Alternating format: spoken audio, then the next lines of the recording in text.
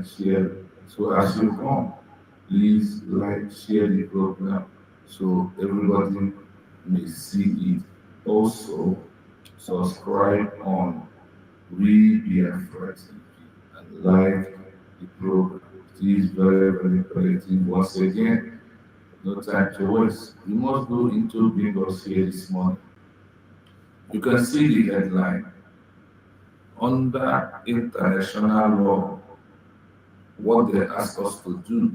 Now that a nuclear country is being declared, it is a time to leash the army of Biafra on our streets, on our road, to protect the citizens of Biafra.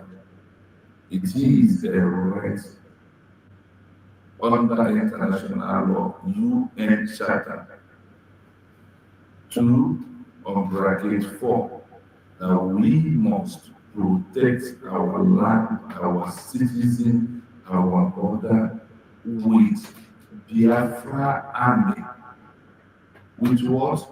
Biafra army. And we must chase Nigeria away in our territory, because after the declaration under international law, we have become a sovereign nation without recognition.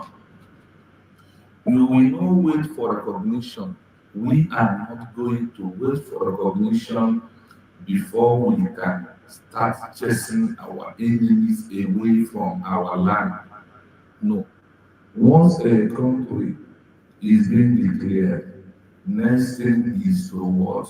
To enforce on the journey of protecting and taking care of their borders. This is what international law asks you and I and Biafra government that was officially declared on November 29, 2024. These are important things that we have to do, my fellow Biafrans. It is very, very important. As we do so, and as you are coming this morning, please like, share the program so others may know that we are live this morning and we are direct. Please endeavor to do so. If you do that, may Elohim bless you as we are watching, as we are sharing. Let us listen to this under international law, under sovereignty of a new country. What we have to do, it is very important that we do this. Don't know that we're having a call. Let us know who is on the line this morning first before we move. Maybe there is a vital information to get this morning what we are doing. That's why after this checking of this, we bounce back. People, we have a caller who is this still in the morning.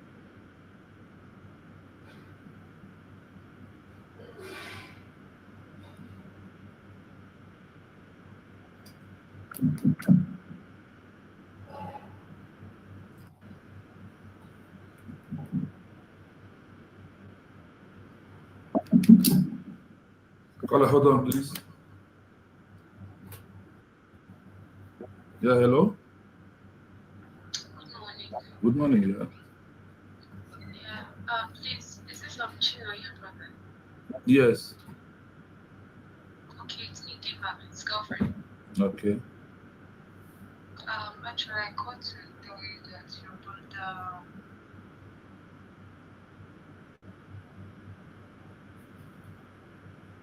Why is he arrested? What happened?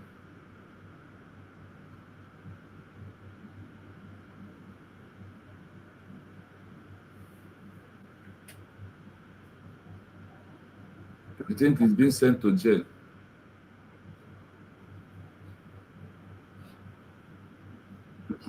Wow. That's one shocked me. Well, I'll get back to you.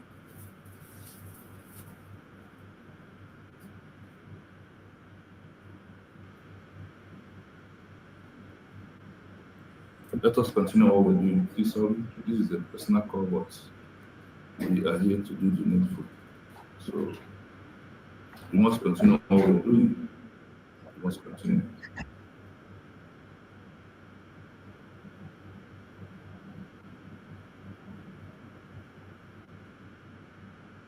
The core international law principle that protects a new government's right to use its army to protect its borders is state sovereignty. This principle is a cornerstone of the modern international system and grants a state supreme authority over its own territory and internal affairs. The right to control and defend one's borders is considered a fundamental aspect of sovereignty. Key principles of state sovereignty. Territorial integrity. This principle, enshrined in Article 2.4 of the UN Charter, requires all member states to refrain in their international relations from the threat or use of force against the territorial integrity or political independence of any state. This essentially means other countries cannot use force to alter a state's borders, and by extension, a state has the right to use force to defend its own borders. Non-intervention. This principle prevents other states from interfering in the internal affairs of a sovereign state. A new government, regardless of how it came to power, is typically considered the legitimate authority to manage its territory. Montevideo Convention.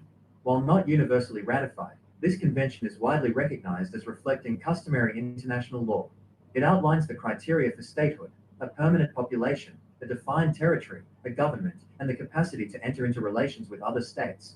The convention also asserts that a state has the right to defend its integrity and independence, even before it receives formal recognition from other states.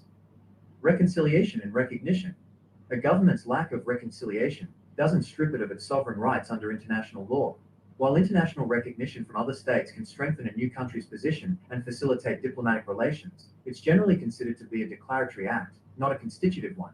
This means a new state's legal existence and its rights, like the right to protect its borders, don't depend on other countries' approval. Its existence is a matter of fact, based on the criteria of the Montevideo Convention.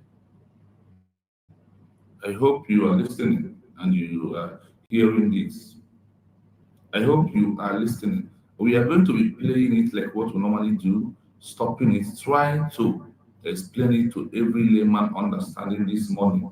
Otherwise, we are not going to waste much time in what we are doing. We are doing this particularly because of what our DPM said on Saturday, because any we misunderstand it, and they don't know there is a law that supports us as a country that was declared to do what? To enlist our army on the road, because that is only how we are going to secure our land.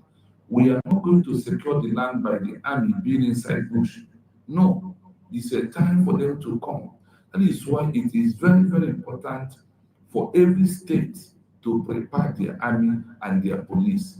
Think of it when it is happening in all round of Owerri, Old Owerri, happening all around in Old Anambra, happening all around in Old Imo State, happening all around of Asaba, happening all around of all the 40 states of Biafra at the same time. Tell me how Nigeria will stand on it, no matter what happens, no matter how many fighter jets they have. Tell me. And because of Biafra was officially declared, if they're trying to release helicopter or any bomb on Biafra land anymore, the international law also is for them. It's things that we all must know at the time we are into right now. I want to know that the government is on the right track on what we are doing. It is very imperative for you to know that. It is very, very imperative. Now listen to this. As I play, I pause. We explain for you to know that United States of Biafra has become an existing country after official declaration on November 29, 2024. What our DPM said on Saturday before the fundraising, it is a right of the people to use their army to defend themselves and their border and their sovereignty. Once you are declared a country officially, like what we did in Finland, we have become a new state under international law. Don't know that. They all knew that Biafra has been declared and we are a new country. So let us listen, my people. The core international law principle that protects a new government's right to use its army to protect its borders is state sovereignty. I hope you get it clearly. The call of international law principle that it protects,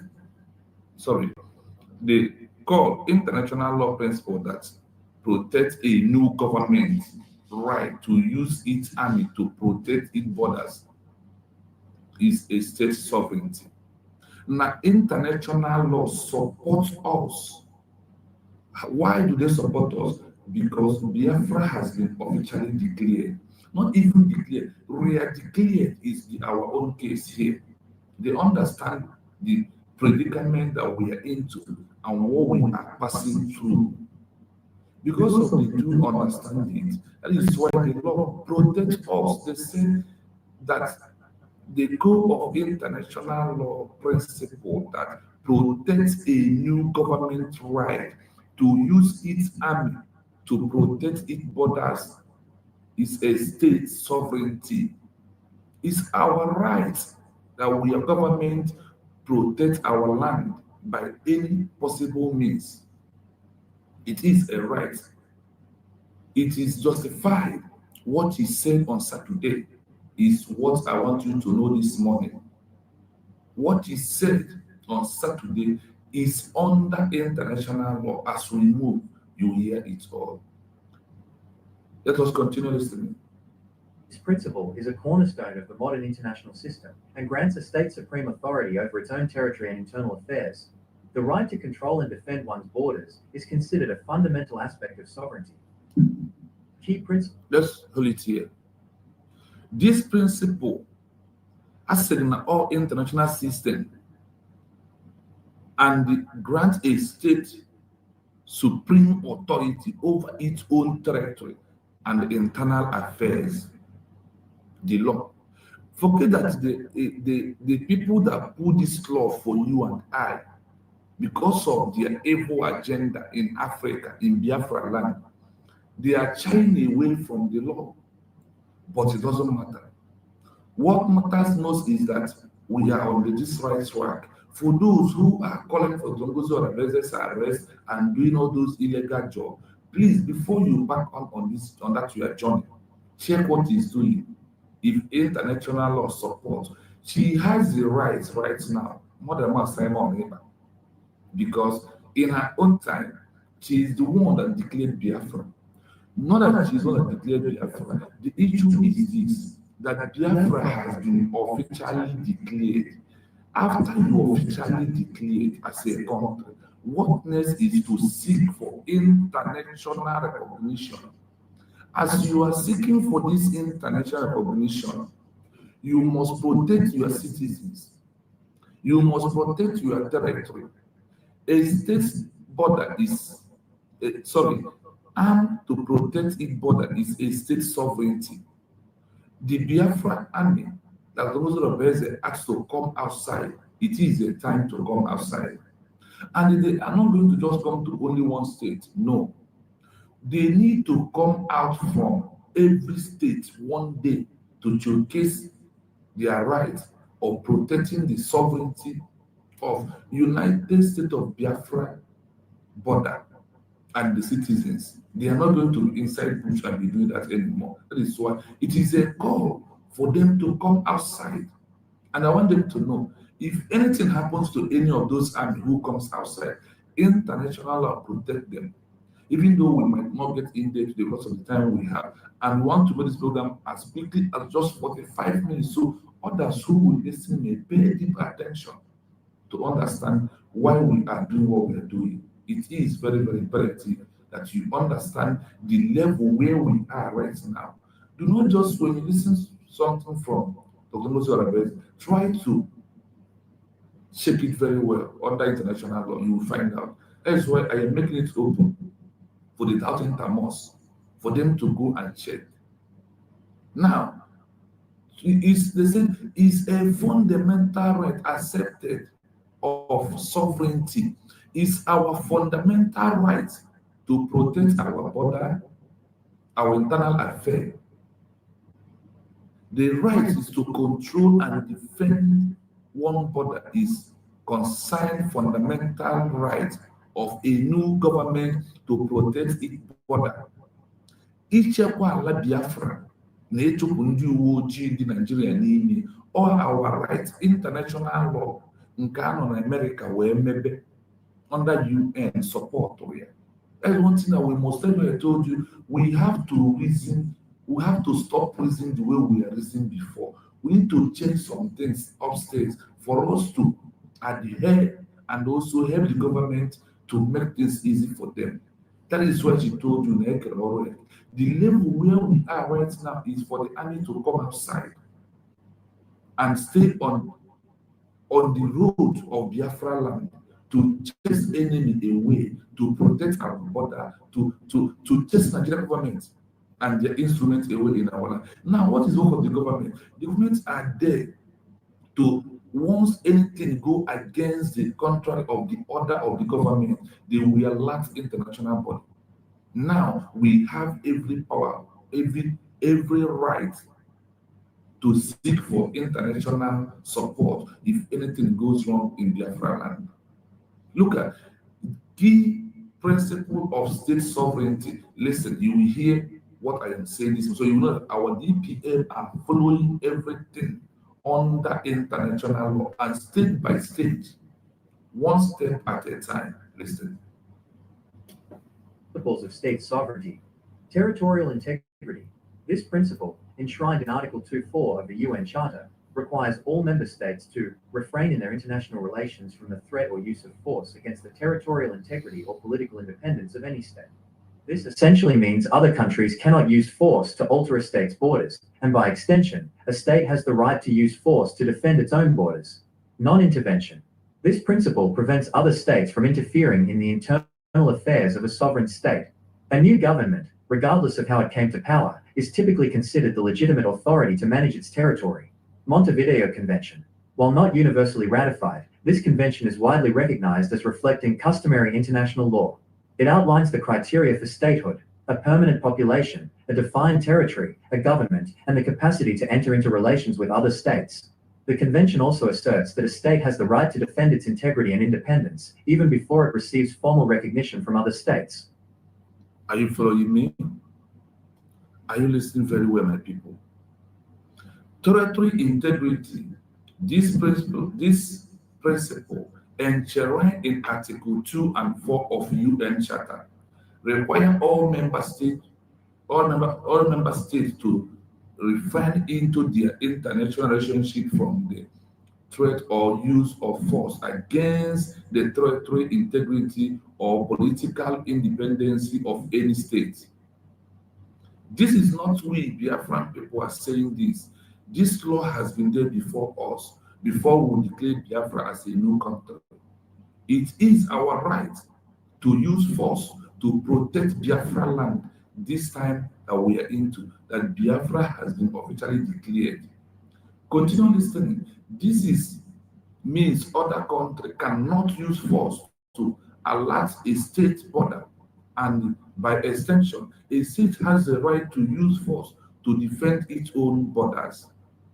Why am I telling you this? Because why are we need to seek into this? For you to know that what our DPM said on Saturday is a fundamental right of Biafran people. It is what our fundamental right that we have to adhere towards it. That's why I'm telling you that we can't be inside Oro and Okigwe and us to defend Biafra land. It's not happening anywhere. It's not happening anywhere. The only way it happens is now we have decentralization of Biafra and give every state power to protect its border and sovereignty. What will happen? Now, before they will move, one state will not come out and say today we are protecting our no. It's going to be over all the Biafra land. One day they all come outside. One day they all come outside and protect the border, the sovereignty of United States of Biafra as a new country. You are not going to wait until you get recognition before you do this. As you officially declared, it's your right to protect your territory, the citizens, the population that's made up of the new country. These are the things that matter so much in what we are doing. Do not mind anybody. Key principle of state sovereignty, territory integrity. This principle enshrined in Article 2 and 4 of the UN Charter. What she said on Saturday, what our DPM said on Saturday.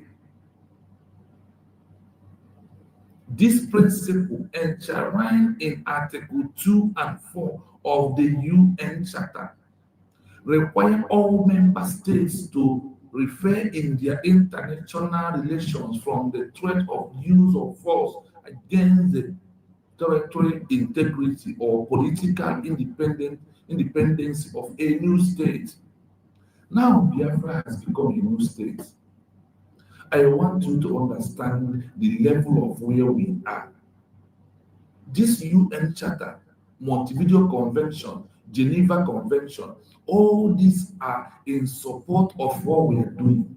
I am doing this to explain it to those who are calling OBS and all of them who are calling for the Tungo's arrest. Nobody will arrest her because Biafra has officially declared. That is what UN Charter Article 2 and 4 is telling us to do, for us to protect, because they know that we are not going to use empty hand to protect the land. And who, on whose duty does it fall to protect the land? It's on the duty of army and police of Biafra. This is where it falls. So that's why we must do everything to support the government of United States of Biafra to make sure that we get everything in between and support the government. If international law support what we are doing, why are we afraid? Why are we not doing it? It's not about Ngozi Oraveze. It's about what international law. It's about the laws that guide us now that we officially declare Biafra. Let us continue. Non-invitation. This principle prevents other states from interfering in the internal affair of a sovereign state. A new government, regardless of how it came to power, a new government, regardless of how it came to power, our government of United States of Biafra, he said, a new government, regardless of how it came to power. Are you following? Regardless of how this government came to power, it is typical considered the legitimacy authority to manage its territory. Now that the order has been given to Biafra, and it is a right time to give them that order. Do you know that?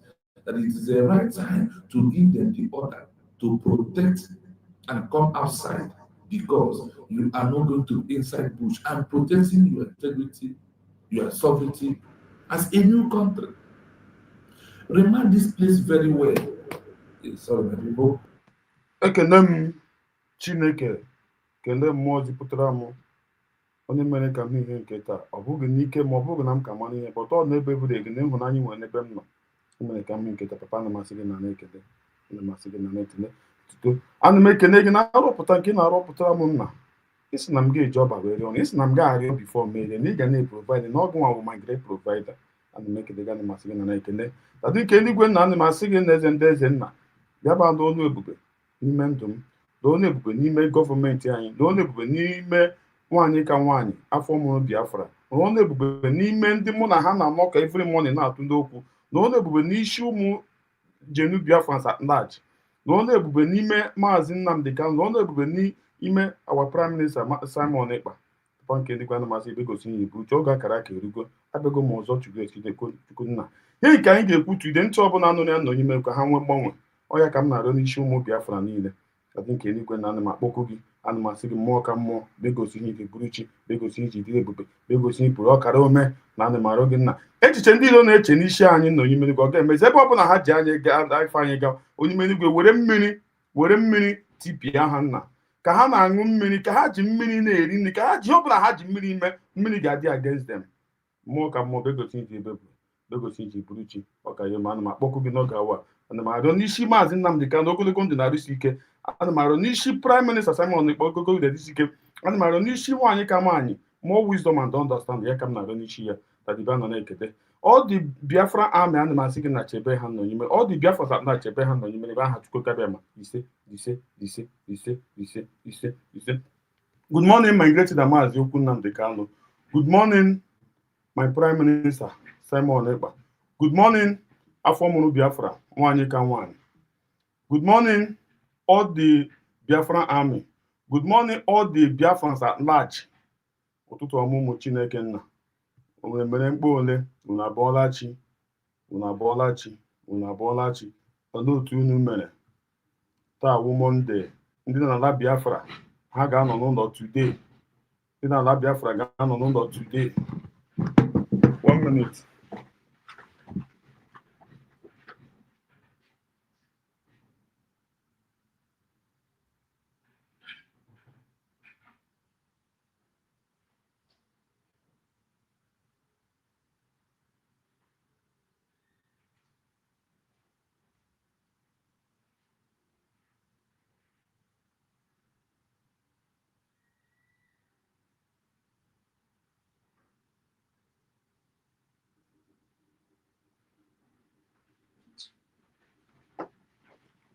Unu ewe n'iwe ihe nwoke o ji n'aka akarịgo.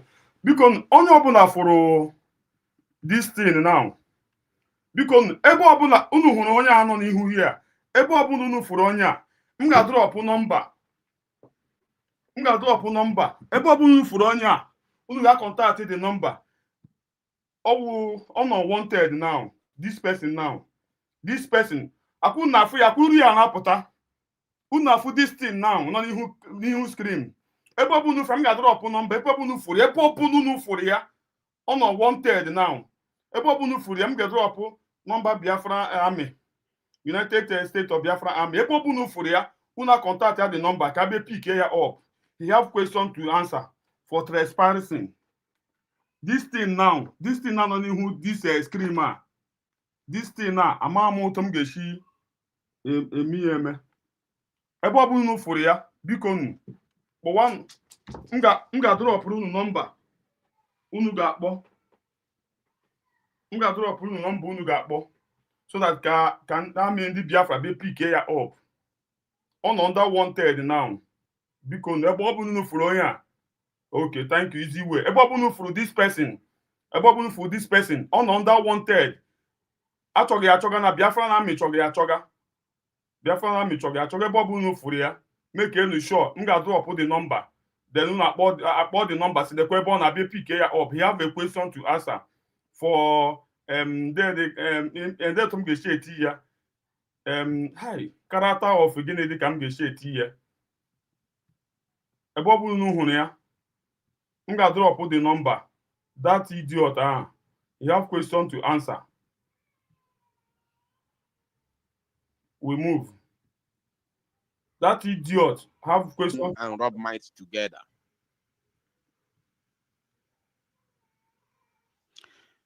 Since that very news on Monday,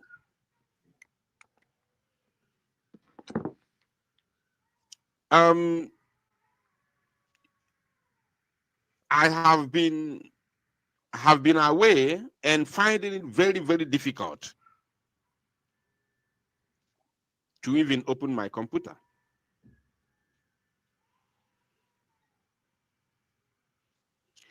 I have been finding it very, very difficult to open my computer, not to talk of talking to my people. I have been finding it so difficult to speak, not because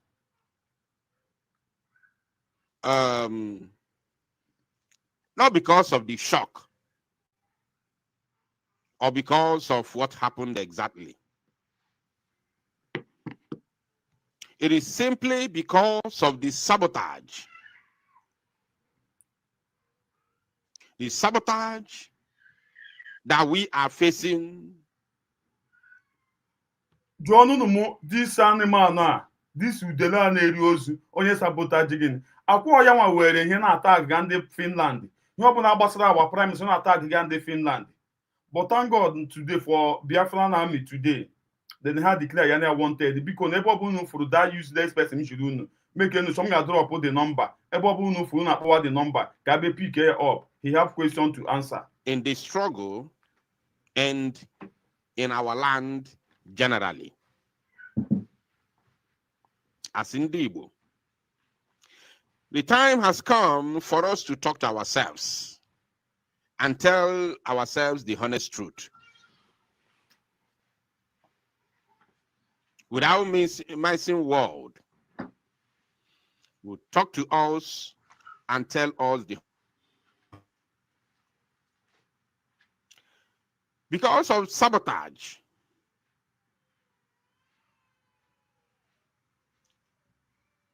That is the reason why, and that is the reason why we are where we are today. John Numia, who is sabotaging? John Numia, John Manumana, who is sabotaging? Ask him who is sabotaging. As a brico, as a brico, as a brico, as an yade. As ask him the way he make a mock and make your game at this useless sabo unit. There wo. John Numia ask him because they bought of Eze, because and when this picture to the Sabo Faceless, they bought no for them when number got drop. Una boy so that Biafran army be pick her up for impersonating. Because very important. Because of self-hate. In Ania. Today, we're going to be talking about what happened to our Prime Minister, Simon and Joko. We already know what happened to him. We're not going to be reading, the judgment or whatever that they did in Finland, which is sacrilege. Finnish authority has proven beyond every reasonable doubt that rule of law does not exist. Democracy does not exist in Europe. It does not exist. As long as Europe is concerned, there is nothing like rule of law, although dictatorship and evil started in Europe. Because the likes of, it is European Union destroyed Africa and destroyed South America in the olden days.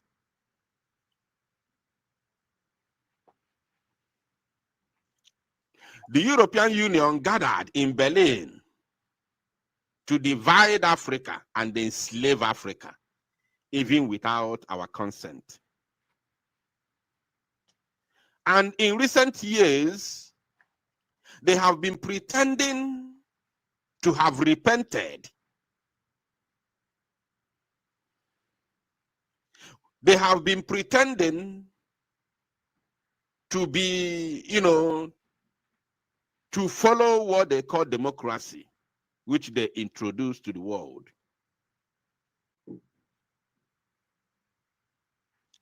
In recent years, they have been pretending that racism has become a thing of the past. But with what happened to Mazi Samonep and Joko, it is quite clear. It is quite clear that the rule of law does not exist in Europe. It is all about interest, not all about human rights. They trample upon people's rights, especially when it is not convenient to their own. Say that he or she has not seen Kashim Shettima whining, and now we know why Vladimir Putin, our conscience. And to make the matter worse, the Semundibo that sold him out.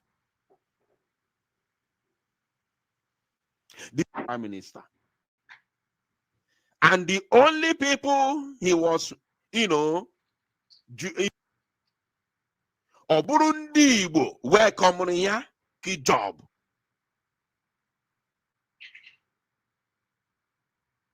It's not a job that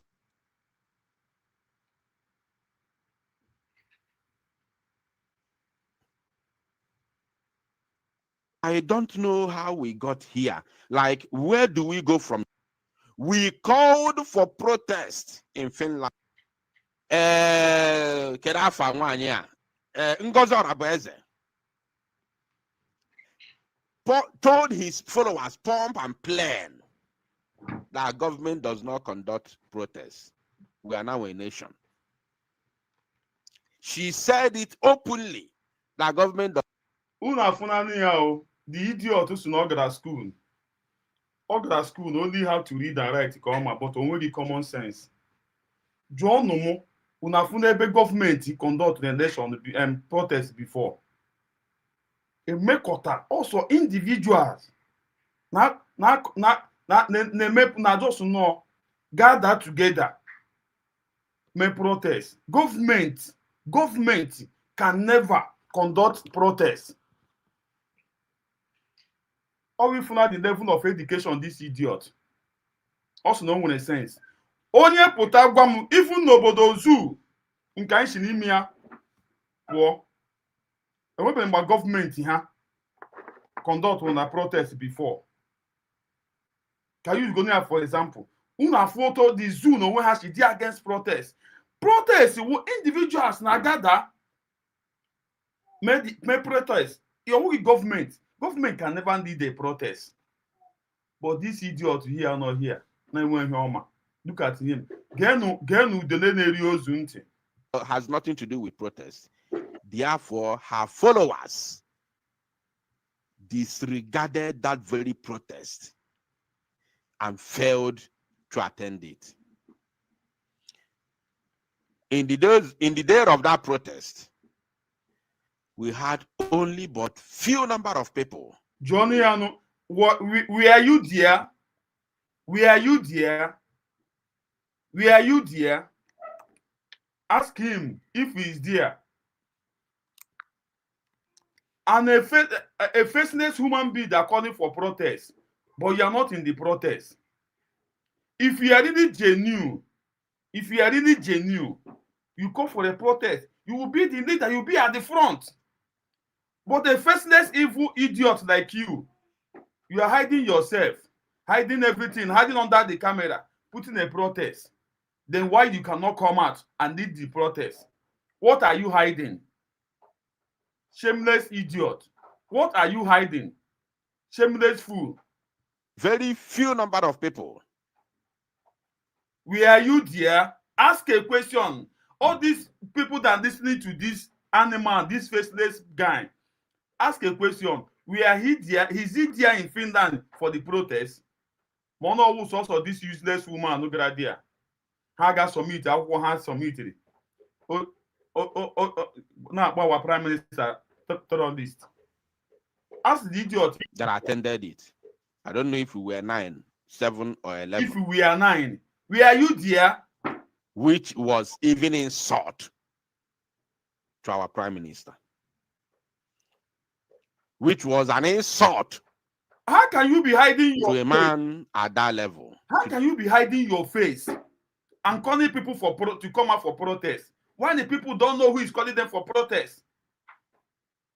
Then as a Sabo you are, maybe you want to rebel them. You want to blackmail them. How can a faceless human being calling people to come out for protest? Where have you people seen something like that before? You people seeing me now, as I am now. Any day I wake up, that's okay. We are calling a protest for our prime minister. Believe me, many of you will come out. Many of you will come out to any location. Because you guys are seeing my face. Tell me now, this useless, faceless unit that are hiding under the camera, calling people that bringing out their face to come out for protest. Why him hiding under the camera? How can you believe that this person is real? What are you hiding? If you are real, why can't you unveil yourself? Prove the word that you are real, that you are calling for protest.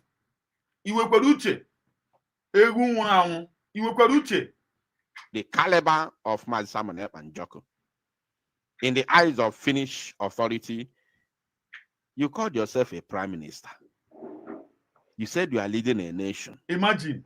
How comes these few number of people who are even less than the people that live in Finland. Imagine. Less than your own people. What a shame. Imagine. Less than your people who live here in Finland. Imagine. Not even in Finland. Less than your people that live in Lati. Imagine. The people who attended the protest that finished Biafrans in Finland called, which I propagated very well, including Adade Orama and few other people, persons. Your own people. How can you be calling for protest while you are hiding your face? Have you seen where a blind man leading people that see him? Have you seen where a blind man? For the protest, how can this Sabo unit, this Sabo Faceless unit, will be calling you people for protest? Somebody don't see his face. It's a man Biafra ndi beri ka nwanye gị na nwanya gị na akwa ezuzu gị. A useless man. You are calling for protest. You are hiding under the camera. Calling people to come out for protest. When the people you are calling to come out for protest don't see your face, don't know who you are. That live in Lati, which is a small community, are higher in number than the people who attended the protest.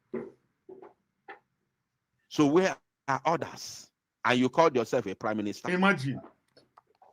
That means what Nigeria said you are is true. That's why everybody is running away from you. They don't want. You see? Oh my God. You see how evil this faceless unit is. You see what he's forming. Unufuro.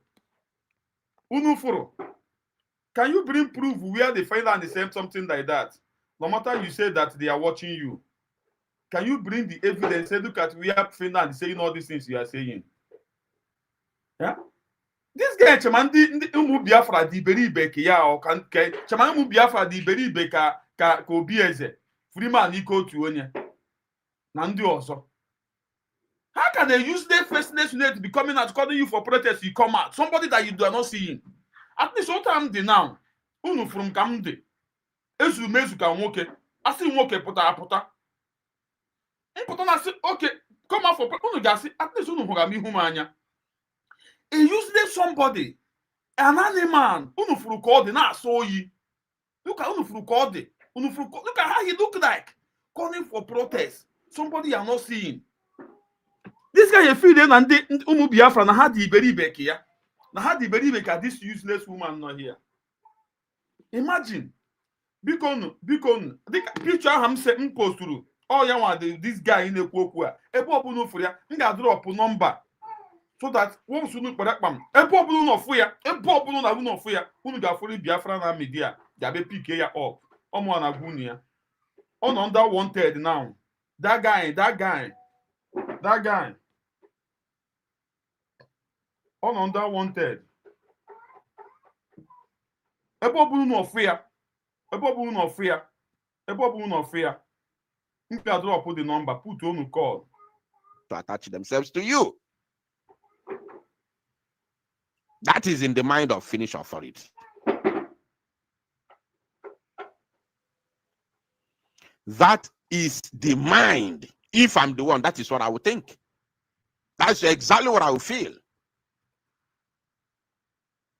These people, these evil people who claim to be freedom fighters, discarded that very protest, completely made their followers not to attend it. And today, this same man that we were all fighting so hard for has been called, and they are coming out to address Biafrans. These shameless individuals are coming out to address Biafrans. Themselves CRC. They have no shame. Hey, Mama, are you not living in Look at a useless person. Because the agreement with Imam Madhabu did not work out. If you look at these useless people, because of all their plans with Imam Madhabu did not work out. Oh yeah, man, had the Bibaton to 360. Because all their plan did not work out. Okay. Likewise, Udon has show you the picture again. I will do that. I will do that. I will do that. I will do that. Europe. Where were you when that protest was held? Must I call you on telephone to tell you we are organizing protests for Simon Ekpa, who happened to be your own prime minister? Shame on you, Ifrem Ebuegi. The day of court, because you people want propaganda. You walogade. Rafael Ajere, do you not live in Europe? You live in Europe. Biafrans organized protests for their own prime minister. You were nowhere to be found. And you call yourself so-called deputy of information. Shame on you, Ifrem Ebuegi. You should go and hide. You shouldn't be on social media. You should go and hide yourself in shame inside your wife's kitchen. You are evil. All of you should go and start celebrating. Okay, don't you have American passport? What? 1 minute. Enwere ndị si na ha fụ ihu the guy declare wanted. Enwere ndị si ka ha fụ ya ka m ti ya ka ha fụ ya ọfụma. Ihu the guy declare wanted. Biko m ga-drop number. Enwe bọbụ unu fụrụ ya. Unu ga-akpọ the number. A ga-abịa dị ya pick ya up immediately. You have a question to answer for impersonating.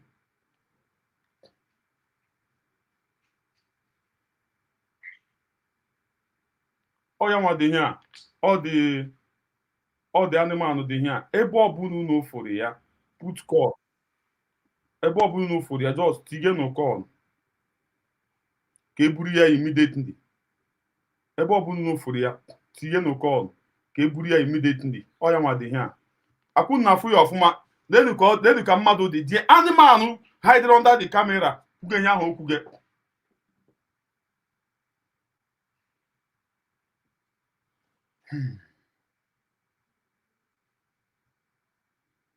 Faceless, you know, the hope and Alexander store is still listening to your channel. I don't know. I'm more can get then yeah, because mark ya na iri ọfụma, all the very important. Ebe ọbụla unu fụrụ ya, ebe ọbụla unu fụrụ ya, make you sure. M ga drop the number. M ga drop the number before m na-emecha na m ga drop the number. Ebe ọbụla unu fụrụ ya, anywhere ọbụla unu fụrụ ya, anywhere all over the world unu fụrụ ya, put on the call. Biafra na Amry ga-abịa nnọọ bịa pick ya immediately. A ga-epick ya immediately. A ga-abịa nnọọ buru ya immediately. Ebe ọbụla unu fụrụ ya, ebe ọbụla unu fụrụ ya, ebe ọbụla unu fụrụ ya, don't fail to put call. Ihu akunu hụrụ the face. Unu hụrụ the face. Unu hụrụ the face of the animal. Ebe ọbụla unu fụrụ ya, make unu sure unu contact the number. Because no peace for the wicked. Ebe ọbụla unu fụrụ ya, ebe ọbụla unu fụrụ ya, we move. Was that the first time of you coming to Finland? Where were you during that protest? Ifrem Ebuegi. Have you not come to Finland before? What did you do? All of you are now jumping out now. You want to come and dress Biafrans. Shame on you.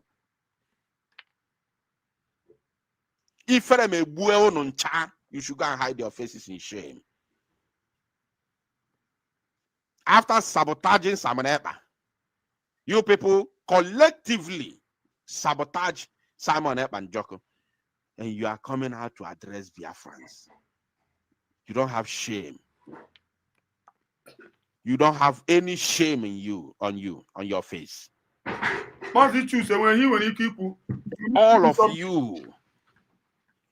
All of you that claim to be government this, government that. Government this, government that. Freedom fighter this, freedom fighters that. Oge rugo no mume. Oge rugo no mume. Oge rugo no mume. 1 minute.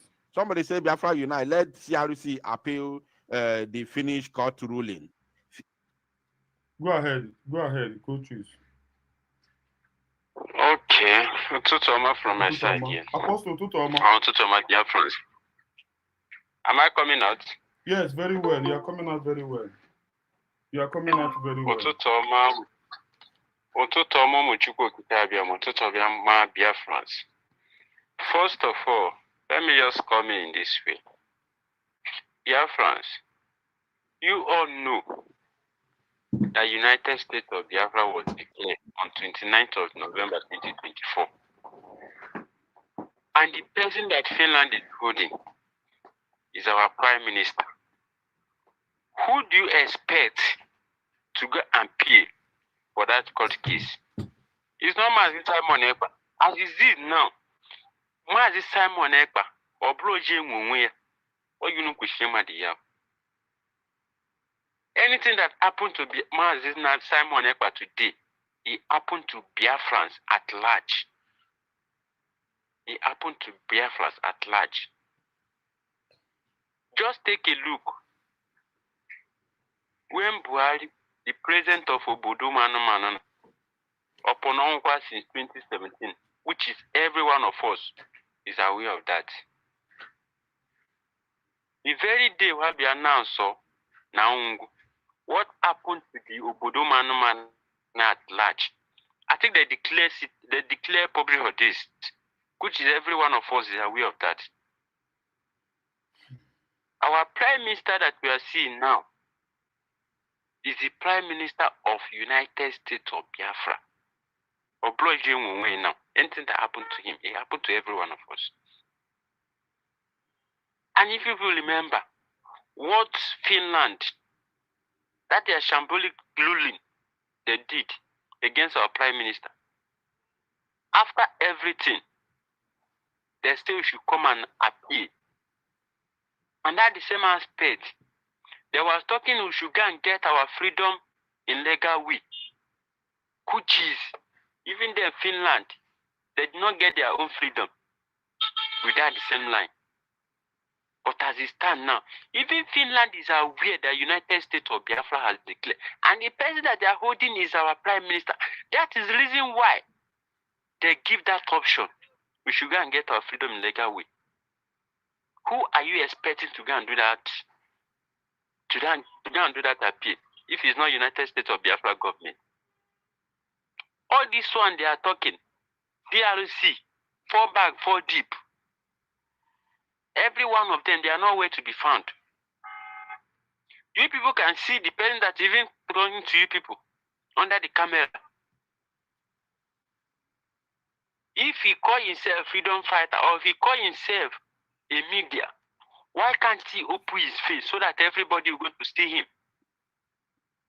Even upon the evil that Nigeria journalists they are doing, every one of you people can see his face, can see any of them face. Faceless Unite and under the camera was talking about CRC. 4 back, 4 deep. Yawani Kuku say with Chamaka Jerry, and our Buffy, no. There's no any difference between two of them. Faceless Unite and Chamaka Jerry, and our Buffy, or you, every one of you could share Matan and Cape Bazan. But Dr. Ngozo Rabeza and his cabinet, they're not going to let them to go in. Union Metro and Cape Bazan, okay, no, down. Faceless Unite, they are going to set an example to many others. You know, on social media, that we born and Cape Bazan. Faceless Unite. Onye Noria Karibe, Chamaka Jerry, Deriko Mama, Oginkeri. This is time for every one of you. Yeshiru table no question no. Because United States of Biafra are not going to spare any one of you. Mazi Ambula and Kadagani. Mazi Kevin Tutoma from my side. Thank you. Apostle, good morning, sir. Good morning. Good morning. Good morning, no. Good morning. Good morning. Good morning, everyone that is in platform. Coach, good morning. Kevin, good morning. I am not. I am direct from the link. Yeah, go ahead.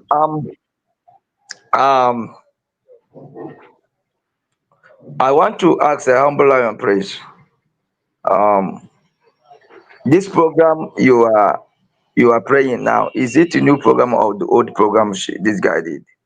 In the night, he do it in the night where he said that they are finally announced their autopilot. Say they are now in autopilot now. So what they are Okay. doing, what remains now just obey there to open the account and this thing the humanitarian this thing so that they will start collecting money. So Okay. that's why Humanitarian.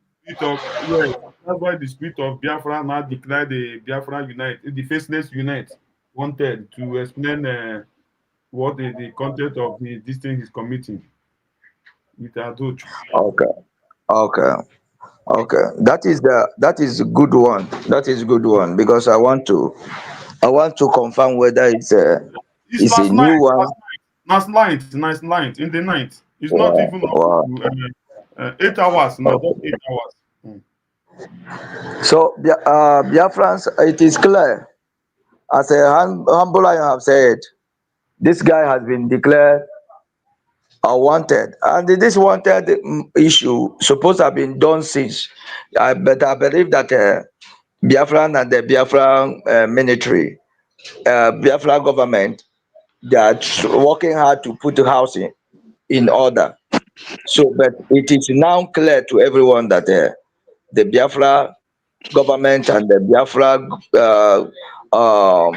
government military in each state is already at work. So this guy is a wanted person. Yes, So it is better let him when he is being captured, that his voice will cease because he has already killed a lot of Biafrans.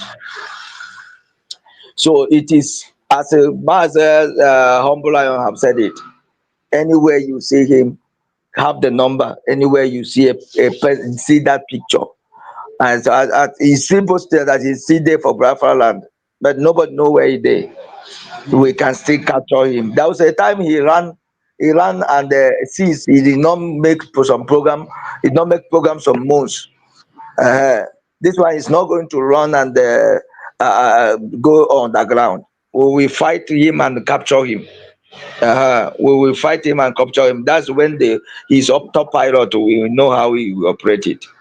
yes, So I think they are mentioning that account our DPM. Why should he open an account and say humanitarian? Why did I want to open another account to say humanitarian? And top pilot now we want to operate. Let them open an account and call it a repression of autopilot military to be able to liberate their own country, not be Biafra, because Biafra is already declared. So, and another thing I want to let everyone that is here following this platform, please, is a high time we are going to be announcing and doing and shouting and preaching what our DPM said, which is all the Biafran military. It is high time that everybody come and cover your territory. It is high time. It is high time. Let that thing that is happening in Enugu, let it start happening in Owerri State. Let it start happening in Oru State. Let everything begin to happen. Each Biafrans, there must be a tactics warfare against this evil terrorists, this terrorists that have occupied our land for long. So we will not hide ourselves, and our DPM making this announcement. Make sure everybody we are going to be is going to be preaching, which means all the Biafran citizens must be know how they work, must be careful from now because this our territory must be secured. Immediately our territory is secured, these people we have already pushed them away. They're already gone. They're already gone. So that is what government has been saying, and these people are rising to promote it, so that we remain in one particular uh, junction as the Nigeria government has pushed us to be, so that we remain in the old Imo state, so that they will see a way to be able to launch the attack and come and begin to remove Biafrans all out of their ancestral homes. So let everyone, my own suggestion, submit I am making this morning is that everybody should preach it. Let every Biafran soldier, every Biafran military wake up, both riverine area. Everybody, if you know your state, cover it. If you know your state, cover it. We are not waiting for them to thinking that we are packed in Odimo state so that they will come and they will not even capture the military. They will go ahead and begin to kill the poor masses. They go ahead and begin to kill poor masses. So, and this issue of a armed struggle before the Biafra was declared they read it out. They read it out in the day of declaration. They read it out. Why? How the Nigerian government has pushed the Biafra until the Biafra it resorted to armed struggle. And now we are no more armed struggle. We are already a government, and they're still occupying a illegal territory. They are occupying it by force, and it's only by force we must remove them. We can't remove them by please. Or instead telling them please, they will come again with their military apparatus and be able to continue killing our old mothers and fathers, begin to kill our children the same time. So everybody, one step is from 1,000 miles start with a step. 1,000 miles start with a step. They think that Biafran soldiers in each state are too small. They are not there. They are. Sometimes they say, "Where is the military?" They are going to see it now, and they will confirm that the state has 40 states has been declared. Biafra have been declared, and the 40 state is existing with their governors. So everyone should understand this. That is a battle of taking your territory, take back your land. That is what we are into. And this in fall back. All of them that are shouting, there's no woto. There's no woto. This one, there's no woto. When our DPM even declared that we have the cabinet voted and passed the bill of self-defense, they came out and said that they want to kill Omar Jal. This woman and this witch in France came out and confirmed that they want to kill Omar Jal. Are you going to begin to fight when you did not have anything? You have a stick. That we did not have anything again, and we say sign self-defense, like it's only her that mentions her self-defense. Even in that Nigeria, people, even the retired militaries, are mentioning self-defense. They wake up now and begin to shout. Where is and they turn again and begin to say there's no woto. And then goes DPM is not following the template. Our PM say that after declaration there will be woto. There will be woto. So these people are out of game. They are not in they are crying everywhere because nobody commits money in their hand. And as I'm telling you this,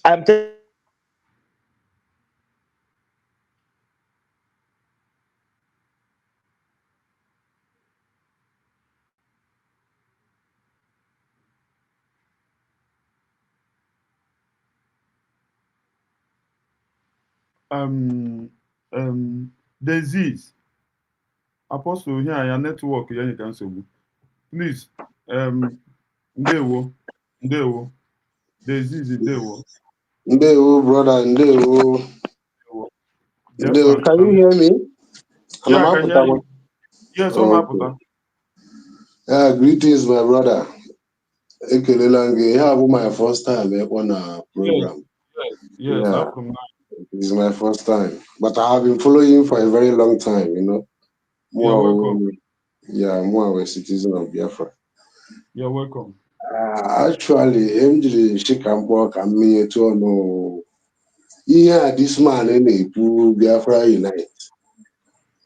Nwa gidela ya like this, in fact, isi na agbazi popcorn na-ajị ka ihe this man na-akọ this ana-ama aghọta ha na-akọ. But to protest USB mere on the time of declaration, ọ naghị ahụ that one and ọ naghị ekwu ihe gbasara ya. Ọhụhụ population, ọhụhụ the population no mere that protest that day. And ọ chọghị ikwu ihe makara ya ka ọ na-adị ekwuzi uke ya nwa na onwe ya tinyere. Onye ka o mekwara na expect ịga aga ya? Ọwụghị cabinet member, ọwụghị one of the leaders. Then ka ihe ọ na-etinyekwa no protest na kọwandiwazie people to go.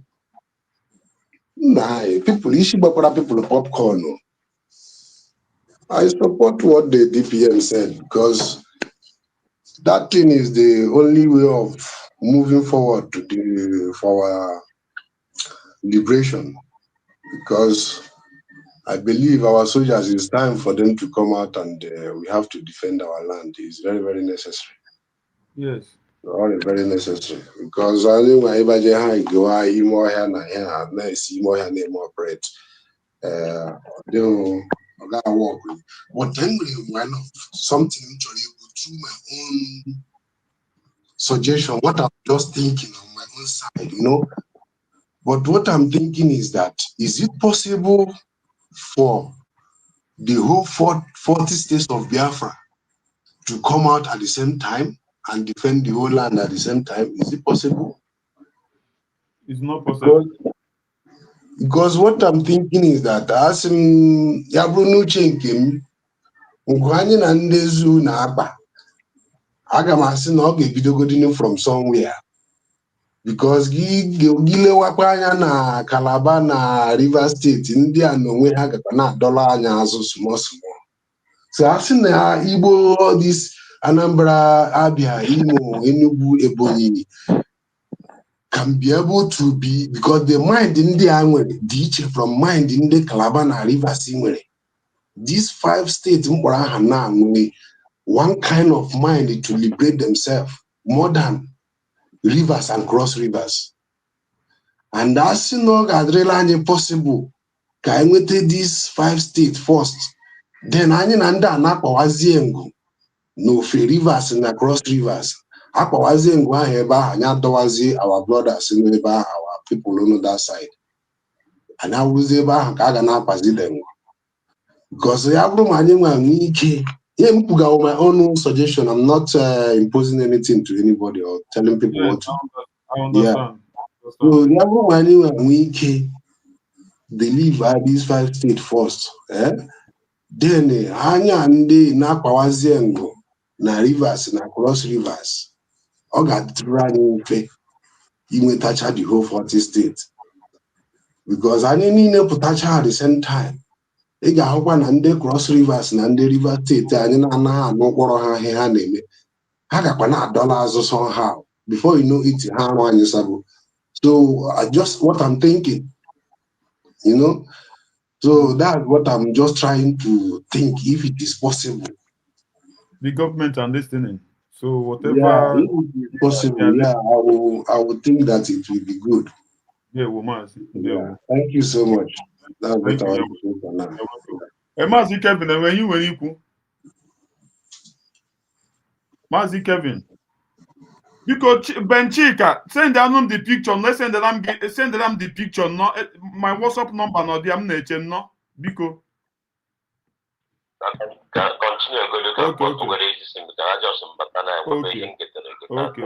okay, no problem. Let me go back to the program.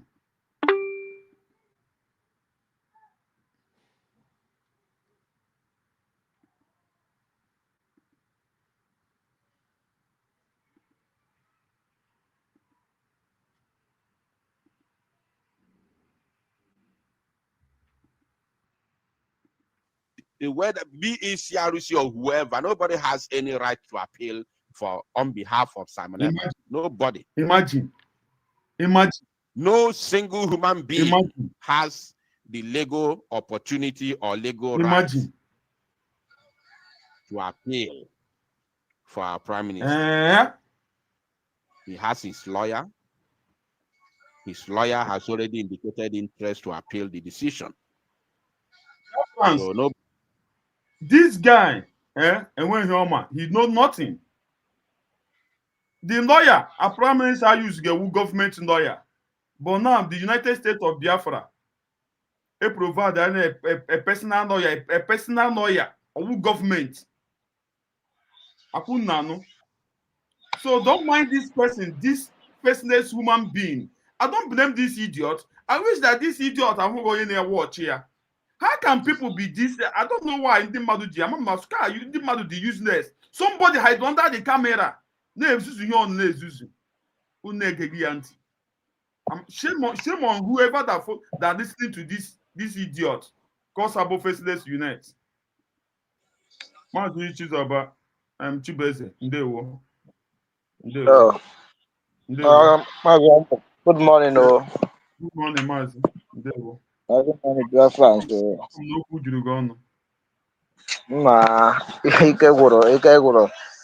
Afọ ndị a like this, nnọọ, efugo amaghịkwa m onye a na-ekwu mbụ Faceless Unite na-akọ this thing na-akọ kịta na ọ nọdụrụ awe na ihe a niile pụtara from court na ekwuru that na o nwere personal lawyer counter this thing IML this court judgment sentence IML o nwere ihe ọ na-anụ dị then onye na-ekwanụ malifa na online now ịpụta now isi ya like nke ya n'akụkụ mbụ lasuba ofu ihe na ọ na-akịrị ya aka because ya wee okwu ya ka dị disturb because o nwere akwa ya si ebe a na usoro akwa ya si ebe a ebe destroy ebe as far as na ọ magazin DPM as ọ magazin Biafra because ọ bụrụ DPM ka ọ na-eme ya ka ọ hapụ ịgaziri Biafra ọ dị oke ọ bụzi mma aja na nke lasuba ka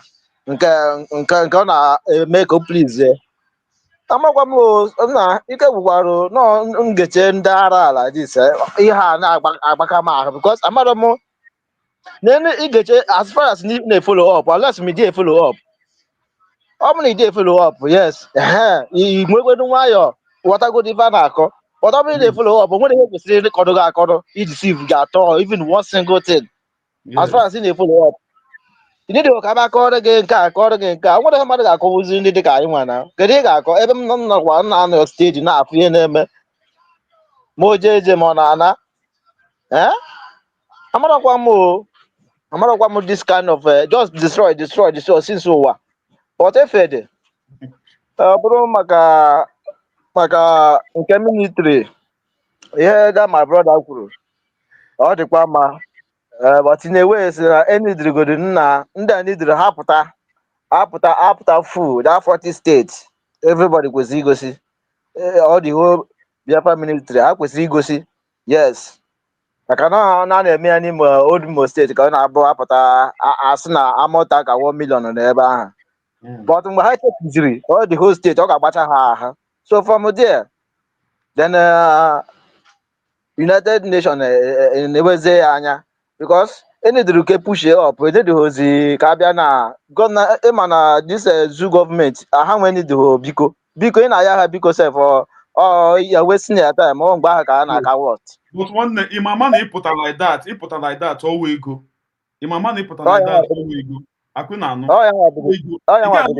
enidiri ime ihe a ga-eme like this arụ ihe ndị a ga-ahụ like this ha pụta ha like this so that ndị ahụ pụta ha na amara na ihe niile ha pụtara anụ ga-agwụcha dadi ahụ ndị akwụna anụ so ha na-amụpụta enidiri ịdị buru eji arụ egbu n'igwe ebe o buru ibu so that ha bịa ha na ndị zoo bịa ha na kpam nwanne ụkwụ ha jiri bịa ha ga-eji ya ala ọ ya bụ deten mana ndị ara na-etigharị woto ọ bụ aka ka eji eme woto whereby the foundation our PM led before pụọ ha destroy ya.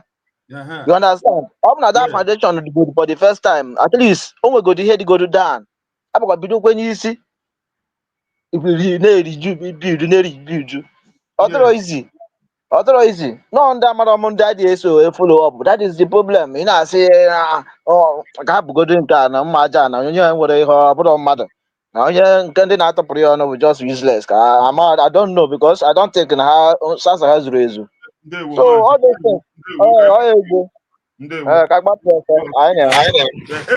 Emi, go ahead, okay? Emi, go ahead. The mic is yours. Emi, go ahead. Yeah, Mazi, good morning. Good morning, man. Ndewo. Darling. This president, ebe ọbụla ifuru ya, make sure na contact the Biafran army, get pick up immediately. Onye sanko. Ịma na onye ọbụla negidere ada dị ọra mma sị na ha na-abụbọ dị na mma ọ bụla ịma ihe ịmara iburugo onye ara completely. Otago, when you open up from you see Adroma, DJ Mary, if you marry isi adịrọ mma, you have to bring yourself low as a mad person. So, we can Otago. So, Faceless Unite, we are at Adroma, we have sense, mad and destruction other talk Faceless United. That is the reason why Hana energy dinamma. Otago. So, for you, you bro, the kind character. That is the reason why we are here today, to destroy them for their plans. You know, yes. So, if you did Ebola, do you know when you check especially among IHS career? When we the lawyer of Mazi Simon, our Prime Minister, the first lawyer here resigned. I couldn't check it. As soon as no for retirement, mana this Faceless Unite, if we are no Sukure region and the details of that man, we find the man the age, Finland retire na court, this lawyer. No age in a free retire. Reach that the man the age after retire, for almost 3 years or 2 years before the man retire. But not a very the reason that man retire, no right you step for the man that's no retire go. Oh my God, the man for the injustice now been at the case of our Prime Minister Mazi Simon Ekpa. I'm let you take me let you tell you no. Mama. We are not going to be the first lawyer our Prime Minister the man has no retire. Now that case for no lawyer. That man with the injustice the man you listen by him no you has no resign go. No retire go. Yeah, this man for now, this lawyer, this man for impose with our Prime Minister. This is the reason why just like Caro White, you see Mazi Simon Mazi Nandekano. Every day that I call her, saying Simon Epara, Nana Frianya. Only can read the court that's not repeated in a court. Not knowing if I a job for, not even if I a job for being in the middle states up with DSS. He wants to if I a job for that through art to see that a room marketer. Mazi Nandekano Nikuku, put on a pay a man. Ajoya ndi journalist ajoya juju okuokunya kwenye dia nobi imalo that lawyer for mechiri Simon mechiri Simon Mazi Nandekano kaya ine kuto aga koya ine kuku exactly this thing that happened in the period of our Prime Minister because I from a country civilized kaya Nigeria can we kill our leader Mazi Nandekano chance kuku. We put a country civilized. Actually, our Prime Minister, na country civilized more than a law. I just put a sin out to the Potia. We got fair, you see what as a popia. Huh? We know the same case, our Prime Minister and our Prime Minister can't pay our leader, Mazi Nandekano na zoo. I am a check, Queen. I'm mean, I want to be in Nagagia now. So the reason now this man this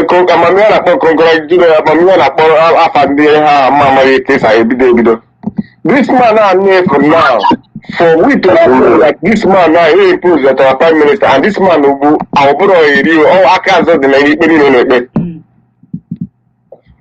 that is the reason why government now see what happened they not change it. Anyway, the lawyer can support you again, and that place know our history to defend it. Lawyer. Yes. Yes. Our leader now she went to that. This guy, this only can know what here. After the break, so many lawyers are not support here. as soon as this advocate will not join the team. We talk as join. So if we sue, human rights, they know that kind of allow. Finland law. They just use that thing to use it so that we can make actually we can make our prime minister. I want again. So I got to go. Only black to that man have to resign, which that the man will be easy for retirement. All he had no cash, the man you were saying, Posika Morgan, make that in the Kakusi after maybe Kakusi, a Kakusi at the land. One more here, our people have to reply to see each men. Oh, yeah, men. That man have for every could be powerful in the man can in the right way. The man has such a change the man, and at the same time, after change that man has change in Finland embassy. Why you have to go to someone up in Nigeria? He said that time Africa, I change here immediately. That woman have to do bribe. Oh, yeah, government be according to the I said that man. They have heard what they say that Nigeria government should go through legal way, and they should remember that Simon Ekpa. Yes, we have government to government, and they should remember that Simon Ekpa is have his all right. Only that woman, ordinary social media, not church. That is the reason why you will put that woman off. Can we put that woman off? We told you she, they can why Elizabeth.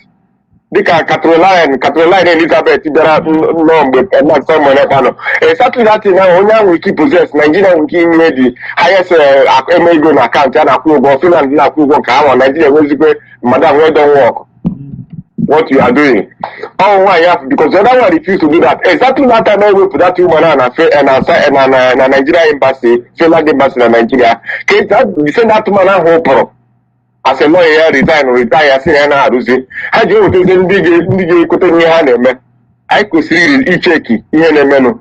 If for this message is you have to special message to Biafra, everybody man that need money,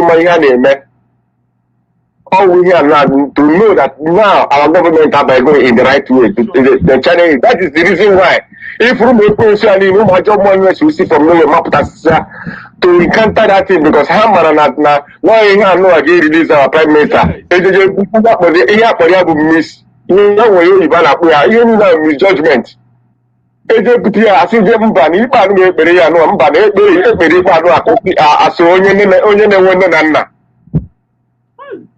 so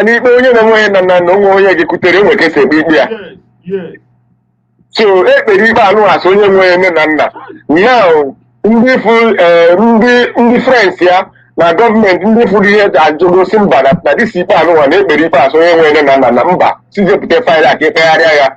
is the reason why you see all these demons or on your case for Chineke you will see from nowhere we release the other Rama we Obieze we put I made okunu na hand or put and this for here now hand God of war Akachineke na Meyatina go for explosion. Yes, and for if we can expect, we can accept God to thank God that now Obieze could not kind of focus. Can you even expect from Biafra United even I that Raman Obieze happening on a That is the reason why you see DOS. Everybody, they will come out in full force. And what they start to be attacking now, we attack this government because they know that all that place they can be immense strength in money to release someone. DOS now in the form now got put on then a hand on a side group at that to fight this thing here for her. Or probably about to catch it by another. Starting from this month for you, but Chineke they go see a huge Man, point of four. I got it to open and carry Melo. That is the how they are doing this thing, but they don't know that will not leave Sikania. Woman, keep working, Inca punish, Inca Bunadon, even Finland as well. Since that on 1st of September, everything concerning Finland has been destroyed in spiritual realm. Because check what everything in Finland today. Even everything, every good thing about Finland, because every Finland get denied. Everyone was denied to get ambassador of peace everything concerning Finland has been jailed since on 1st of September. If Finland did not know, they should know that. Everything concerning Finland has been destroyed. That's what Amen. Oh yes, can you tell me? Oh, your brother just that man after retire, which na the years of retire rubber. And if you take one na this woman, only Finland district members in Nigeria. I will put an order to you also. the ambassador. Yes. If that woman can do that, and the same that time Africa, what you don't hear this man only the people must today in Finland. Those time, these things here just made the same that time after, but we don't know. So my brother, oh yes, I'm going to tell you the answer. Yes, man, we are going to read that to Thank God for the state of Biafra. To rise, to read a personal lawyer, a private lawyer, if he's standing in worker. Because I can't see the reason why I wouldn't government lawyer. Imagine this idiot, this person unit in on our Koga. A useless person Imagine. Yeah? Imagine person Amana Furianya. Because of all from you watching here. You feel the same no more than no contact no then common sense. Because everyone know for that person, everyone know for that person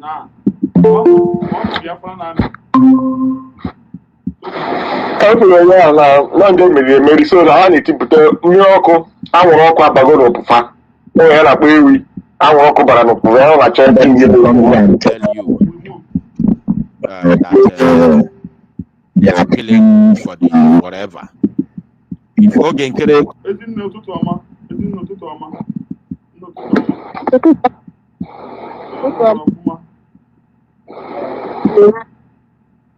ahead and talk to them. Go ahead. Phone to read it down or check your phone again. All the down. Okay, no.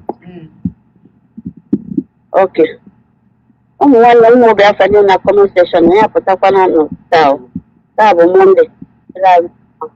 Sabo sit at home. And I Biafra here. One name. I'm gonna say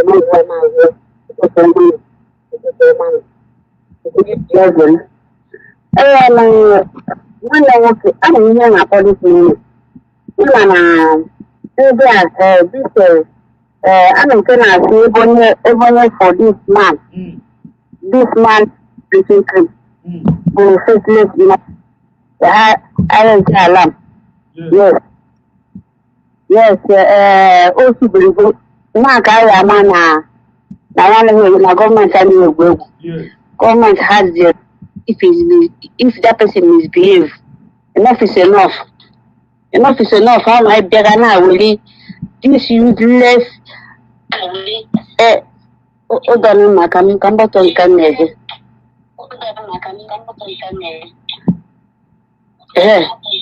Enough is enough for no Biafra. Oh my God. Ngozika. I'm in Biafra. Enough is enough because I am a good government. And the only believe when a government research about government. Yes, in my head this man in my ego I don't want me abara. How can I win on Biafra? How can I win when Samuelpa joke with the dragon, our prime minister? And in Yama in Roger Summit because this woman narrow was in the finish. Everything I know idea this faceless united. Everything I target to the finish. Don't worry. I know idea. I have a lunatic like them. And then cause Onogam to one workable make us work over. In my own one name, Biafra. Oh, fuck, I you could be a because him and our PM were personal lawyer. Yeah? That man, the man they go advance. So, oh yeah, actually, him and a house na him Obi and not South Africans, no corruption, Africans no corruption, no chance corruption among them. How serious corruption among them. So, which is not so on the Africa. Which is it is not so in the Africa on the Buddha, you know, and they don't any saboteur or any country, you know, all those stupid. Oh, I'm teaching. On the teach corruption in Africa now. But man can have a pronounce her. They can kill Nigeria, they can kill Africa to pronounce her. Due to my own law, African guide, you know. So, but you know, because we remember that that Nkana Abuja na their house. Oh, you got back House of Assembly. In Finland. Their own concept Ambassador. If any Nigeria push this woman, you know, to condemn our PM name, they are serious pushing this woman, you know, to work with them. And the woman tell them, no, this is government to government. And this is, you know, a woman right to our PM, he has the right, you know, to find his own freedom. So, does it that woman is very strong not to buy her or not to push her? They are now, you know, they are now transfer the woman and bring this one that, you know, that unlock everything. The woman accept to go and present them. So, here we go, and to come to our own lawyer, this idiot boy, because in that way, there's not a man. Guapo only to write and read and speak, he knows, but he don't know how to think. Because although they knows everything, only working book. Ever can my own saga, my own personal something saga. Oh, how much in our PM in that condition? Support our government to bring a lawyer. My sisters and brothers,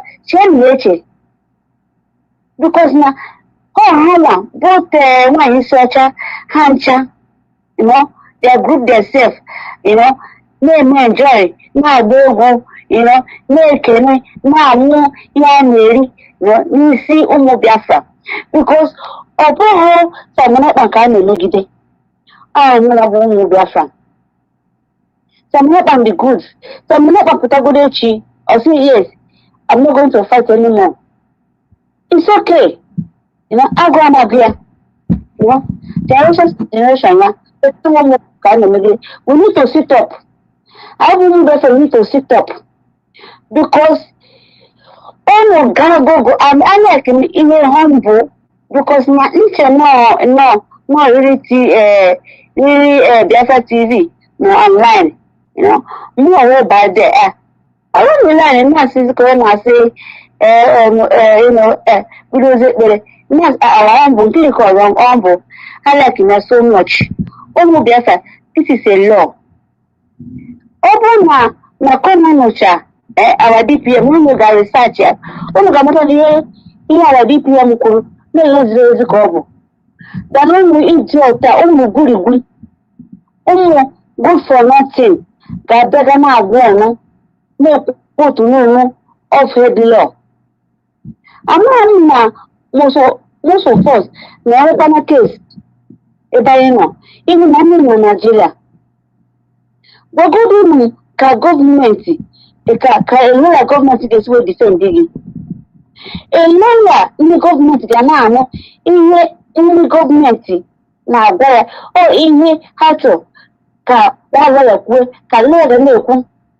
The lawyer will dance on, on their tune. But personal lawyer cannot go. Personal lawyer they defend Digi because now our PM will have personal lawyer. I don't know our DPM. She can never lie. So that their request can will tell you personal lawyer they refuse that now that lawyer care. Excuse me, because how deny our PM right, yeah, totally, they are just crave, what really the rest of our PM just got done it. It doesn't work like that. And and come again, in the bridge, they will tell her, I think I'm not to go, not double, I think I see ROC, now will tell her, don't mind them.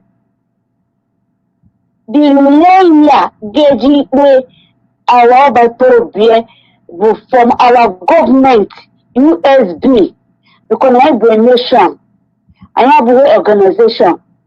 The organization will be a government. So this faceless, now you people be cool, because only because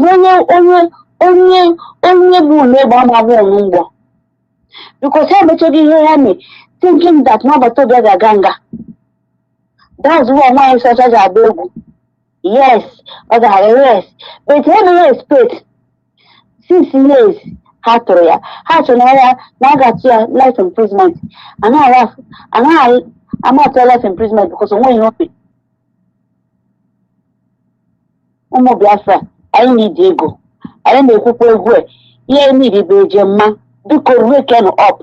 We have not near big Kaima. All of we are not see.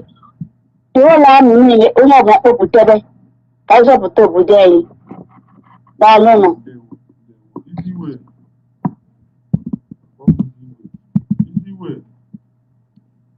Triple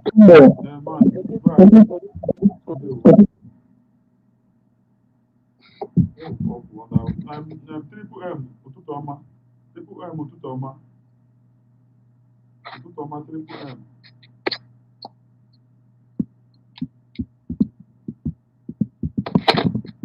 Called his group government. Before Genkera goes there to appeal, Ngozi Arabeze called her own group the government. Ngozi Arabeze group appeal. CRC call themselves government. CRC appeal. So how you people don't even know the mess that these people have put us into. So how many people, how many government do we have now appealing for one man? You people don't know the mess we are in. You don't know. You people are just joking. I see idiots commenting. I see some idiot commenting. Calling me. Network throw them out. Go ahead. To my humble, my brother. I go then do cable. I could be one na Biafra land. Amu aba kushidre one na Biafra land de kenege. The day I check a jam on a Biafra land and that holy land there. Mazin and the Kalu prophesied. I got for one you. My brother, I greet Biafrans, I greet everybody in the platform, the Hello Chamber. Who been this you. Emana Shifu Haparayana, but I just I focus where three animakanam. He have Buzio man Chineke. When I was always put zone and with those your mamu amaro makanam. Eno handles your Monday Chineke gama. Oboho ya anima they are one that can do the end. Ndị ụfọdụ ndị mmadụ a na-egbu adị ha brain na mmadụ ya apụta kpuchie ihu etu a na-akwụkwọ mbụ na-apụ ya face to face mara onye ọ bụ mmadụ ekpuchi ihu na-abịa agwa gị okwu freedom ọ dịghị ka onye ahụ dị genuine well ihe m chọrọ ikwu bụ na today bụ sit at home Biafra should respect the day of Maazị Nnamdi Kalu. I was privileged, I greet. When I kelezi ọbata obie mma ejiri gbuo agụ. When I kele afọ mụrụ Biafra, the lioness, Dr. Ngozi Orabueze, sigi buru anyị gaba, anyị erugo the promised land. Because ihe niile na-eme na this struggle now bụ ihe ahụ eji wee dee Bible bịa bụ ihe na-eme now. I watch ya exactly etu a ka o si eme now. Ọ ihe na-eme ihe now. Because this is the last battle. I watch ya now. Ị ma na mgbe ikpe Nnamdi Kalu ji wee biri ọkụ bụ mgbe eji wee chụpụ the Nigeria eye in Biafra struggle bụ Ejiofor. Ka ikpe Nnamdi Kalu ji wee biri ọkụ. And I watch ya na the people rere Nnamdi Kalu na-agbazi Maxwell mgba na-agba Aloy Ejibakọ mgba. Maka na Aloy Ejibakọ know what he's doing. Ha na-agbazi ya mgba. I watch ụdị tackle ha na-atakụlụ the Maxwell.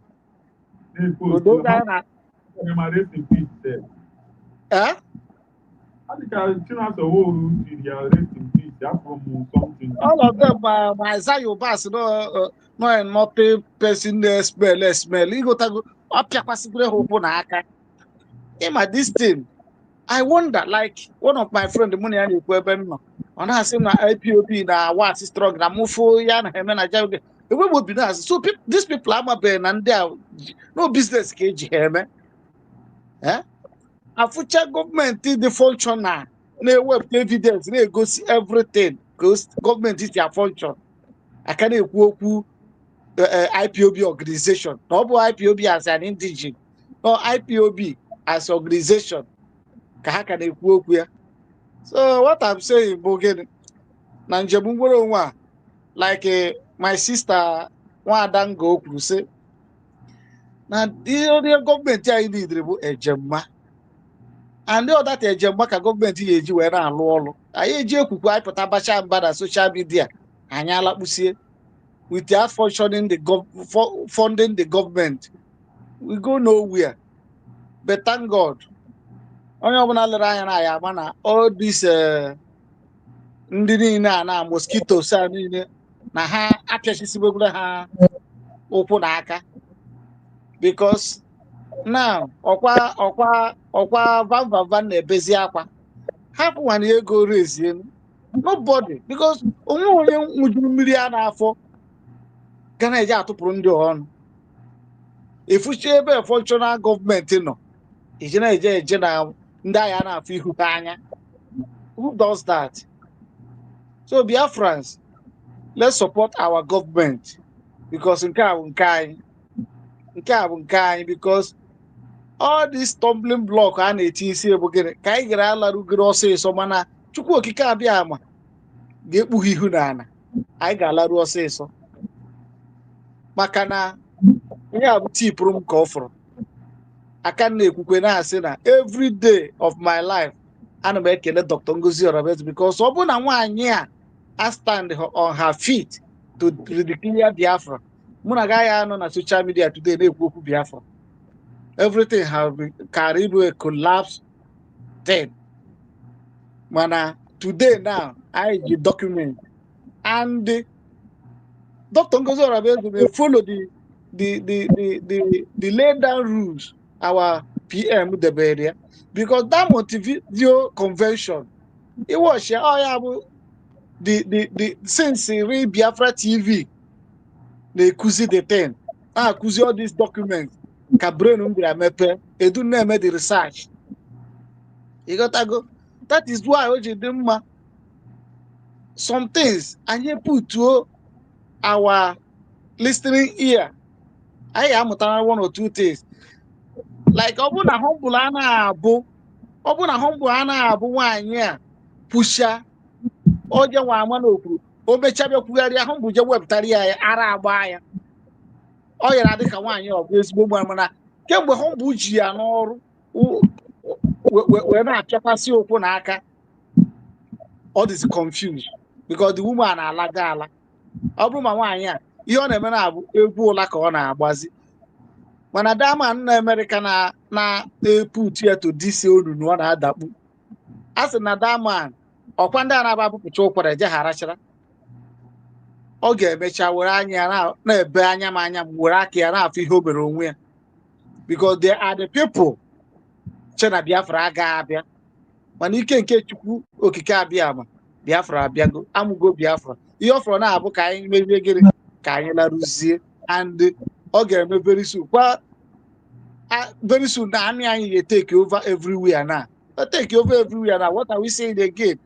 Without this thing emere now, anyị ọbata obi ebi uduru karị ịba apụta na ụdị respect ndị a na-command go the den ka ndị abịa jide wee gachasị ihe niile. But ekelere Chineke na Dr. Ngozi Orebeze abụ onye a na-akwa aka. So my brothers, today we sit at home and today beginning of the week. I believe na ihe ọbụla onye na-eme were enweta ihe ọ na-eti na njem nwere onwe a na Chineke okike abịa ama ka agbaziri ya ka ọ wee na-enweta ya n'aka gị bụ elu na ndị ala ise. Maazị Chigo, ndewo. Maazị Chigo, ụtụtụ ọma. Maazị. Abịala m achụba ndị gbara oro. People 1 minute now. Oro. Is that right? Okay, 1 minute. 1 minute. Maazị Chigo, go ahead.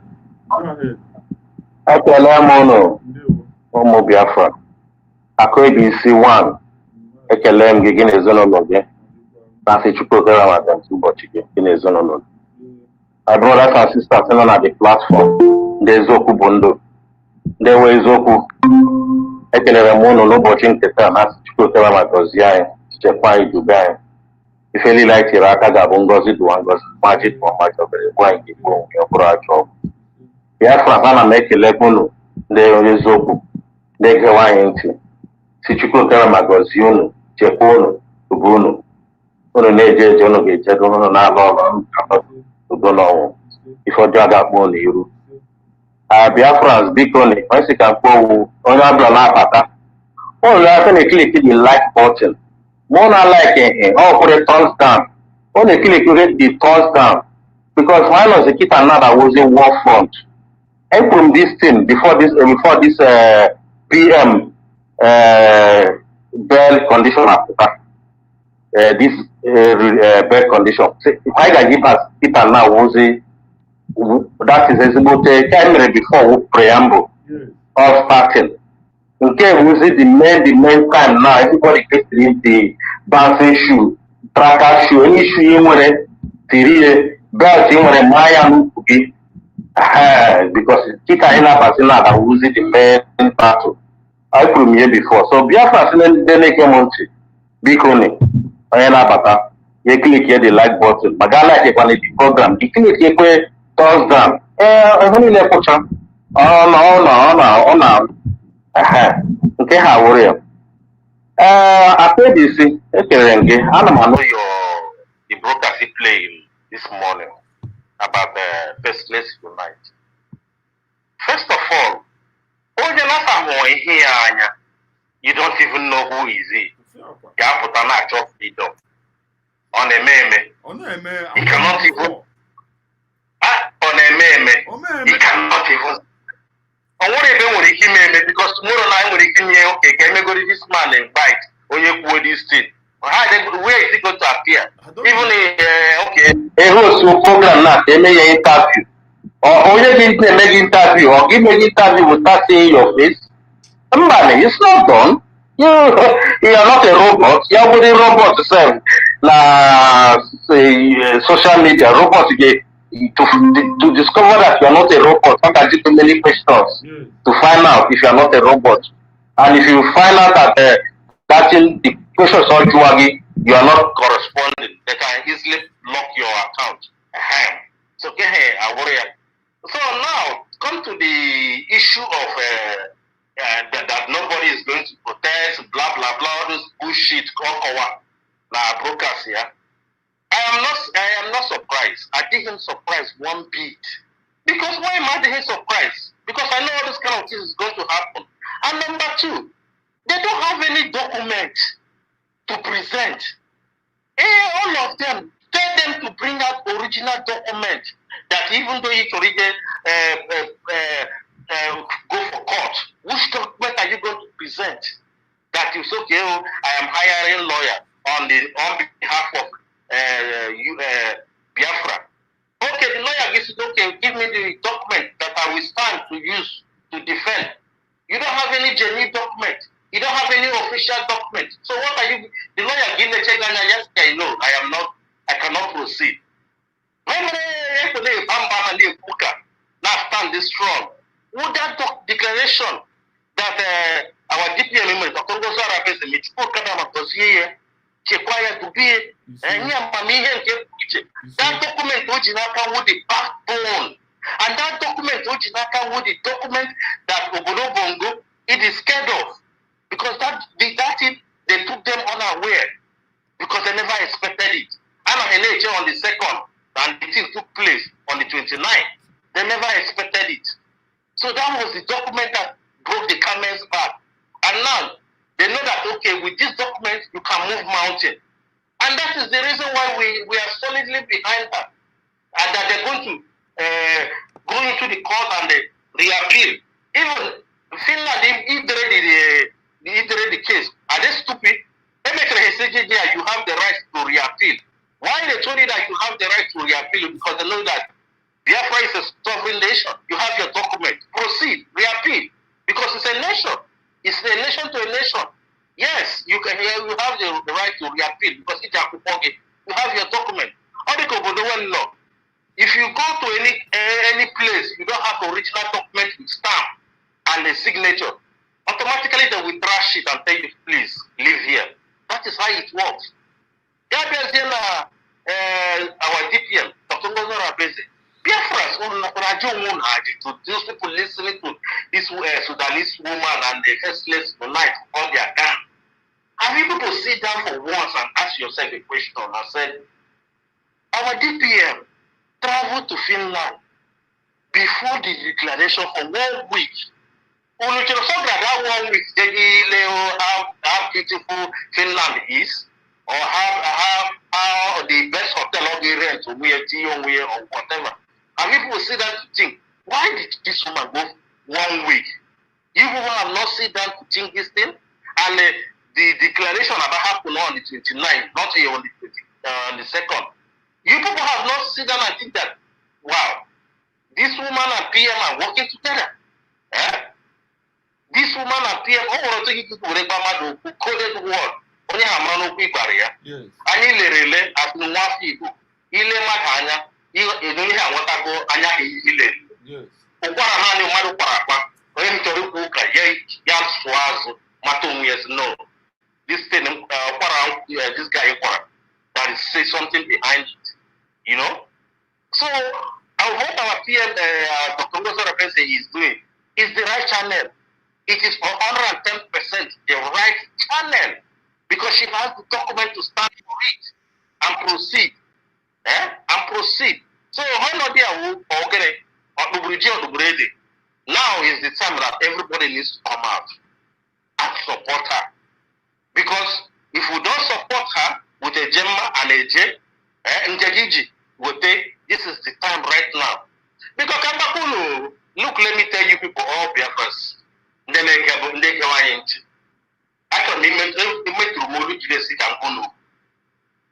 is Finland being married. You people think all PM that Finland being married this thing too is a lie. All PM, only he did this thing. He married this thing for the coming of Onyendu case. Yes. People should go and mark this thing down. He married this thing for the coming of Onyendu case. How Biafra will react. Then Onyendu case, which I am not praying for. Now Finland will use this case. We use this case that Finland judge and say, hey, if they can jail PM that is fighting the same thing, what about Onyendu?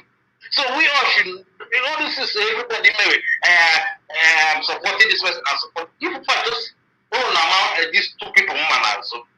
Because if the way we handle this issue today, now,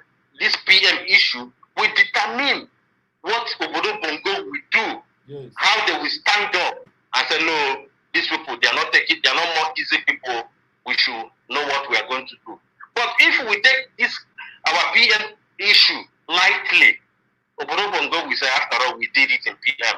They didn't do anything. We can still do it in Onyendu. So this is one colleague. Please, everybody should wake up. Dr. Ngozi Arabeze and her cabinet, because we will proceed here. And I'm saying on our platform. We will proceed here and stand strong and move. People should not take it easy. That is it. Now, if people appeal, we are going to take it blah blah blah like this, like that, which I don't want to start talking about all those nonsense. That is their own, which we have the right to appeal it. So, okay, Awaria, please, all Biafrans, this is the time. On the motor name move. Mazi Kevin, go ahead. Mazi Kevin. Baby. Okay, orugo m n'aka nwanne mmadụ. Go ahead, Triple M. Go ahead. Ụtụtụ ọma ndị ọma m ji eme ọnụ, ụtụtụ ọma ụmụ Chineke, ụmụ nke Chukwu, ụtụtụ ọma ndị ihe ọma na-adị mma, ụtụtụ ọma akụ ebu isi, ụtụtụ ọma ụmụ Biafra, ndị nwe na ndị nwe, ndị nke nọ na comment section, ma ndị nke na-egere egere, ma ndị nke ga-ege n'oge na-adịghị anya. Ya gaziri mmadụ niile onye siri ya zere. N'ezie, ọ bụ eziokwu na m abatọrọ n'oge, mana ka o sila dị, ụmụ Chukwu ga na-aga n'iru maka na ụzọ ka dị ụwarara. Anyị ga na-aga n'iru na-atụfughị oge anyị. Excuse me, biko, ọ bụrụ na nna anụ ma ọ bụ nna afọ these people na ihe ha na-akụ eri ọtụtụ mgbe, ị na-ajụ onwe gị na kee ndị a na-arụrụ ọrụ, even ị need ka agwazie gị ndị ha na-arụrụ ọrụ, maka na ya amalugo. Ị ma na program a nwoke a na this faceless human being a mere ebe a, ha discuss go this program indoor with Adocho. Was it day before yesterday ka Adocho pụtara? This same emekwa appeal, ha appeal. Ndị na-enweghị right ime appeal na ndị nwe right ime appeal. Biko mgbe na-ajụsie ụmụ Chukwu, ụmụ Biafra, asụgodo arị na Biafra gọọmenti agaghị eme appeal ma ọ bụ ọdị ha n'aka, which anyị ma na anyị gọọmenti now, and onye ha ji our prime minister, they will not tell us what to do, maka na ha ga-akwa anyị aka gwa ya ebe anyị ga-ada. Asụgodo arị na-ewu na onwe ka o si dị na ya agaghị eme appeal. Ọwụ onye Biafra so na fight nwere onwe, onye Biafra onye kpọrọ onwe ya nwa Biafra so na azọ nzọ nwere onwe ya ga-abịakwa na-agwazi mba ụwa na ya enweghị right. Ọ bụzie na ị na-ezi anya na ndị a na-ekwu ụdị okwu a, iwere ire gị gụọ eze gị ọnụ, ị ga-ama na these people are not here for this freedom. They are the enemies of our freedom. How can you come and say Biafra government have no right to appeal? Well, all the work we go see are there. All the enemies are showing their faces. That is a prophecy of Wale Damazin and the Kano. And this last push, perhaps by in Chefu, Makana, Anna Nog, last fight in the CK. You have that for last fight. We have an area with last strength here. We, the Genubia France, we are fighting a good cause. And God will continue to keep us, strengthen us, and give us open doors.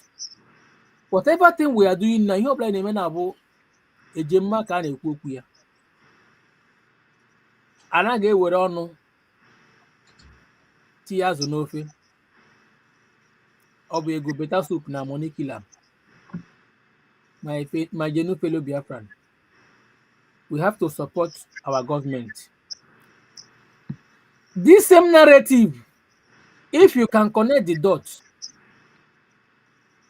in social media, both Zoom, the Zoom, and chapter, they are now preaching that in other words, our PM have no right to go and appeal. Appeal. All game may affect. All game may affect his penalty. Now game may increase. Or when I lose, all these things, they brought out these people to instill fear in us. Yes. Mana ha na aya ahụjugoro anya onwe ihe ahụ na-agawara ihe ọhụrụ o shiela anyị and nwanne ịmana ị na-egwu ọ na-ewi nwa ọdụ ya anya obi aka gị obi echie gị ikete efe asị nga nwere okwute ịmana ị ga-akụwa okwute tọfe na na-ahụ dị ewi anya nwanne anyị hụ na ewi anụ echighị anya it doesn't matter what they bring to table. As a zoo, the only promise I will lead them as Nanikalo promise zoo na Ebana Chokaila that na they will be destroyed at the end. Ayalakwa. Yes. Zoo will continue to be spending money in order to stop Biafra. Biafra now was strong. Cities is Hana, even time is coming. Mbo revolution ga be na country haja because egoni na hang we have proceed channel na ihe dị mma ha ji ya na-akwụ bribe ka akwụsị anyị. They are going starvation in order to stop Biafra. Onye pụrụ igbochi ọlọma Chukwu onye ọlọma ọ bụ onye ọlọma Chukwu ka ọ ghara ịga n'ihu. Onye pụrụ igbochi ọlọma ọ bụ onye ọlọma Chukwu ka ọ ghara ịga n'iru. Nke a wee sịkwa aka ekpuchi ọnwa mee ihe Chukwu kwuru n'ọkwa ya ga-emenụ onye pụrụ ikpuchi akọma Jizọs Kraịst aka ekpuchi ọnwa Biafra is light. Ihe o sokwara ndị iro anyị. We are not fighting only the zoo. Ọgụ anyị na-alụwo ọgụ nwere onwe ụwa niile. Yes. Ọgụ nwere onwe ọgụ dị only Biafra. Ya wụ ọgụ nwere onwe ụwa niile. We are fighting the kingdom of darkness. You know that the darkness people actually take here over the world. But Biafra can stop her. That's why they are fighting. Mana they can't stop us. They can never ever stop us. No, so the keep Biafra. Oh, why am I doing one in the Biafra? Oh, Buni Nanya Kita Yafun and then Nafa designer was one day Umunayo, Dina has our channel. Dina has our channel, but I is so quiet the Coquele. Mana hybrid late. My fellow Biafrans, we have to keep on supporting our government. Our government is doing the needful. Like our DPM said, our brothers here have already said it. But our military is a gradual process. Okay, our sister Burumbo Manga Jesus. Also, Genabia police got away with Hana ala Biafra, but now also even to politicians. Gaba office ha gba asha moto ha gba asha convoy ha that all that time kind na here. It's fast approaching. Atoro mara ya mara atoro ofeke boko I can say my brother carry the Asa ụtụtụ ọma. Dewo asa. Ụtụtụ ọma kwebisi. Good morning, Biafrans. Good morning, my fellow Deltas. Ndị mụ na ha nọ na house. Ụtụtụ ọma na ụmụnne m ndị eziokwu. Great Biafrans, biko nụ na-click like. The number of views the Other is only too much to compare with the number of likes. Are you there? Because click like. Like my brother Chigo Okukwen, if you are here, you will need to go from fall back. Click dislike. You won't be doing nothing. Be active. Be active. You have something to do. So it's either you click like or you click dislike. Two things are there. You must do one. So Biafra say kenekwa mụ na ụmụnne m biko okoko na-asị na gọọmenti enweghị right to appeal, to tender appeal. Biko, I know na a na-asụ English ọkwanụ ama ede. Ọwụ ya nwawo na mmadụ nwere ọgụgụ isi. But this particular one now, it's not about ọgụgụ isi, or it's not about wisdom, or it's not about being educated or something like that. It's about being jealous, bitter mind, ekwuru, name it. You know, all because ha ma na iwe na ọnụma ejune ha obi that all they have done to rubbish this government is not working. Everything ha mere na to rubbish this government, to bring this government down, it's not working. So that's why they lie on top of their lies. Even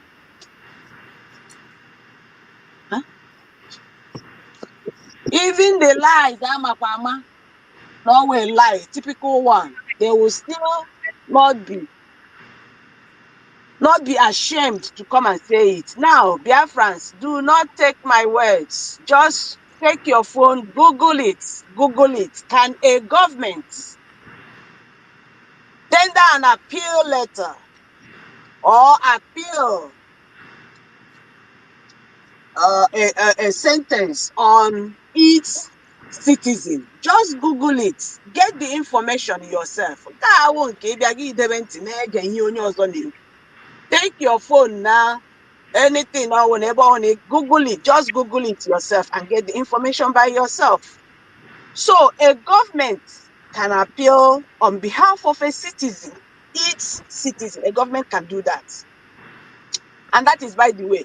And mind you, these people that are talking, they don't even believe that USB have been redeclared, that Biafra have been redeclared. They don't even believe in that. So when they match us or when they compare us with this nonsense CRC, mushroom churches, CRC and Briggy, I laughed because those ones are groups. He can say that to those ones, but if for this USB redeclared that has its authentic, official, and legal documents, or compare you with the Chineka boy or Kudia, because we have everything. We have met all the criteria under UN law to be and operate like a nation, like US, like other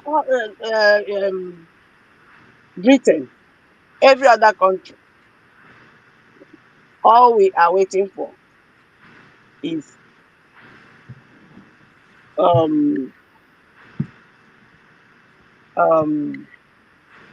all we are waiting for is for the countries to recognize us. That's all. And now, to take your memory back a little bit, Chetano, na Mazi Simon Ekpa, on a live program, tore his Nigerian passport.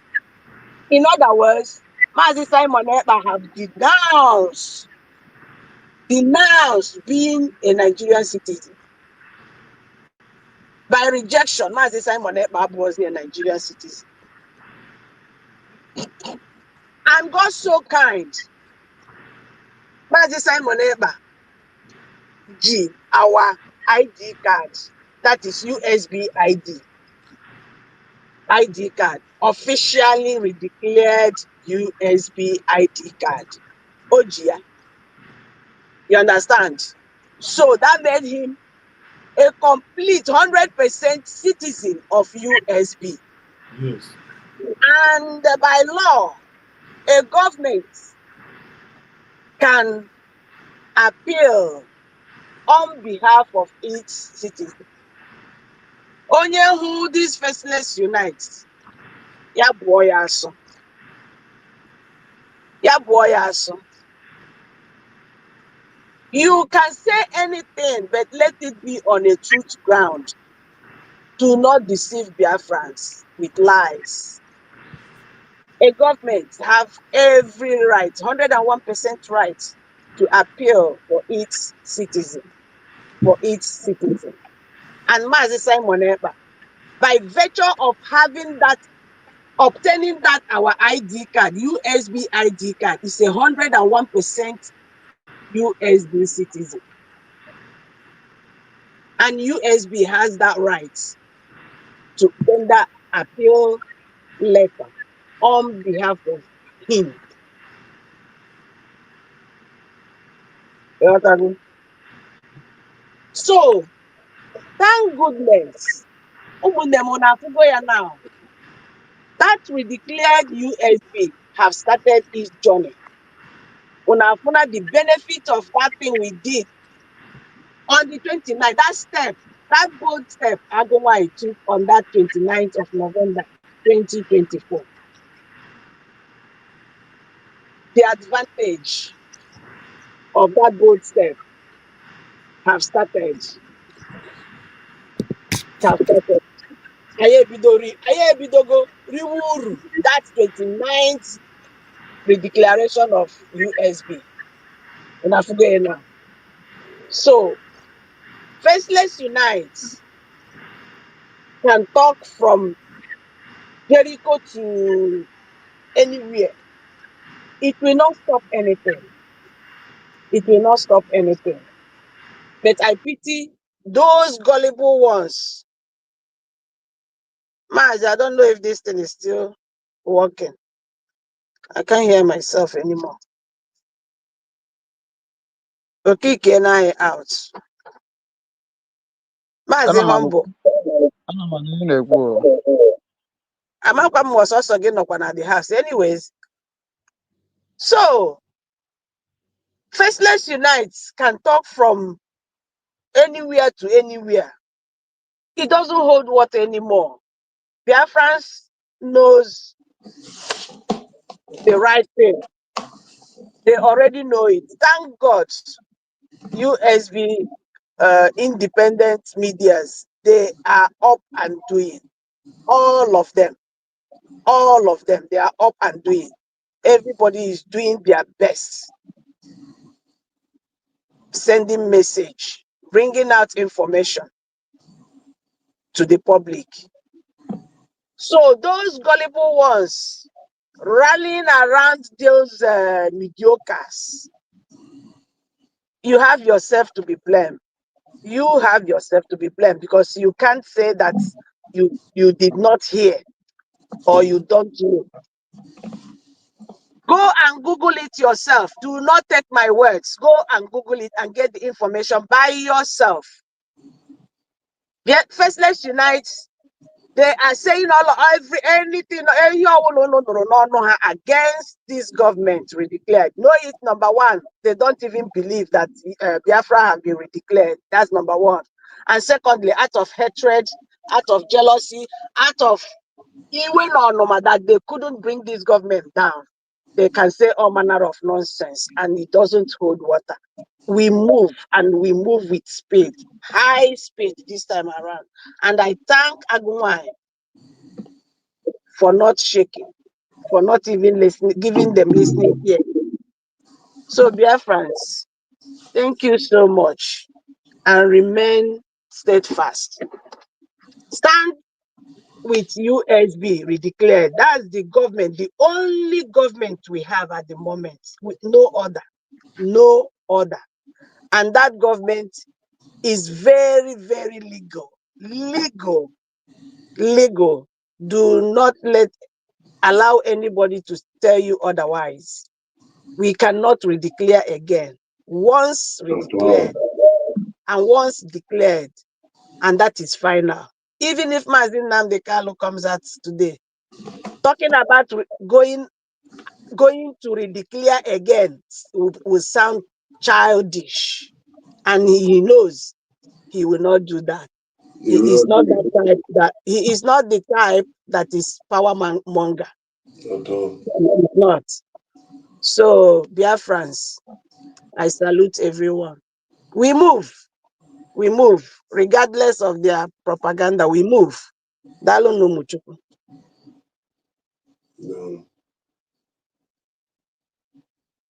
Any new provision, because the government is one, and that government is still standing on the same line.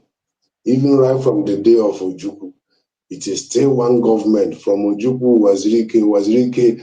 When Wazirike took over, Ojukwu did not bring his own government different. When Nnamdi Kanu come in, or Wazirike go down, he did not even continue shouting that he is the government. Now Simon Ekpa bring the government to full time. Nnamdi Kanu will not even come out again and tell you that he is a separate government. Now Ngozo Rabueze is still on the same that channel going. So Simon Ekpa will not come out again and tell you it's another different part of government. This is the same line of government from day one, still going. So only Afro from the government on his own. They are not talking out of envy, jealousy, trying to do whatever thing they cannot do, which cannot be possible. Government is only one line, one channel. As it's moving, is moving. Even 247 that fall out, myself, I'm not surprised because I have been following this program from 2017 when I traveled to abroad. I followed Simon Ekpa. I was in Sweden. I entered into DOS organization in Sweden. I destroyed them with Simon Ekpa program because when I came in, they were talking about what he give order, DOS give order. I came to the meeting. I asked them what is going on. What about this guy coming up from Finland? He's saying he's hitting the point. Do you know that they want me? They block me. They asked me not to raise that issue again in the meeting. I said, what is going on? Some of our sisters in that Finland, in Sweden, they supported my agenda. And I tell them that I must continue talking about it. You people are only telling us about monthly dues. But there is something going on, somebody is saying, and you people are talking when Indian organization like this, challenge from there, have block one WhatsApp group, remove one, create another WhatsApp group, add all of them, put all of their name inside it. Who post those Simon Ekpa program like this? Everywhere they shake. Get from the Get from the why did they post here that I should not put it? She had turned go fire all up on her. Support Hannah autopilot that time. No more autopilot in Sweden. But now I'm no longer in Sweden. So all these people that from even now watch you go 247 program yana had this threat to my ear. Right from day one, Simon, freedom. If you are afraid, both mentally, mind, and physical, you don't need to talk about freedom. Even that time, they declare I wanted Nigeria, with Simon Ekpa, and all of them are very, very afraid. When you see their program that time, they are not even scared to post Simon Ekpa's program and talk about it. I followed them. I watch everybody's movement. I see how feared they are. But when Simon Ekpa stand on his ground and start shouting more higher, they now feel like they are no longer afraid. They now start coming up. But still yet, I still keep watching their movement. That's why when they do hear the voice of Simon Ekpa, all of them are very, very much afraid. They don't have the faith to stand. That's why you see them falling apart. They are not speaking out of fear, so that the Nigerian government will not call for their head, so that nobody will call for their head. That's why you see them, they keep dancing like a melon, dancing up and down now. That's how they are falling out now. I know that we are watching everybody. Not that whenever we don't come out and talk and we are not seeing what is going on. From 2019, 2021, we have been watching every program and we know who is on the right path. And my people, that USB is still the right path from day one up to now. Even if the name change tomorrow to United States of Igbo Nation, it's still the same line of government. Nothing changes. Understand? So we are still there. And that's where we are going through. So don't mind all these mediocres. So, bam, bam, bam. When is she paint? So there, who go kiri? Honor for Biafra United. Biafra United, only cow. Yamato yourself, we don't even want to care, know about him. So, my brothers, we are moving. Thank you so much. I greet everybody. The thing they want from the stream yard, so I later restart the system and come back. Mazi, Kevin, I know you still have something to say. I should continue playing. Mazi, Kevin. But Mazi Humble, on public, sir. Yes, on a public. Just how more can have a just how about Okay.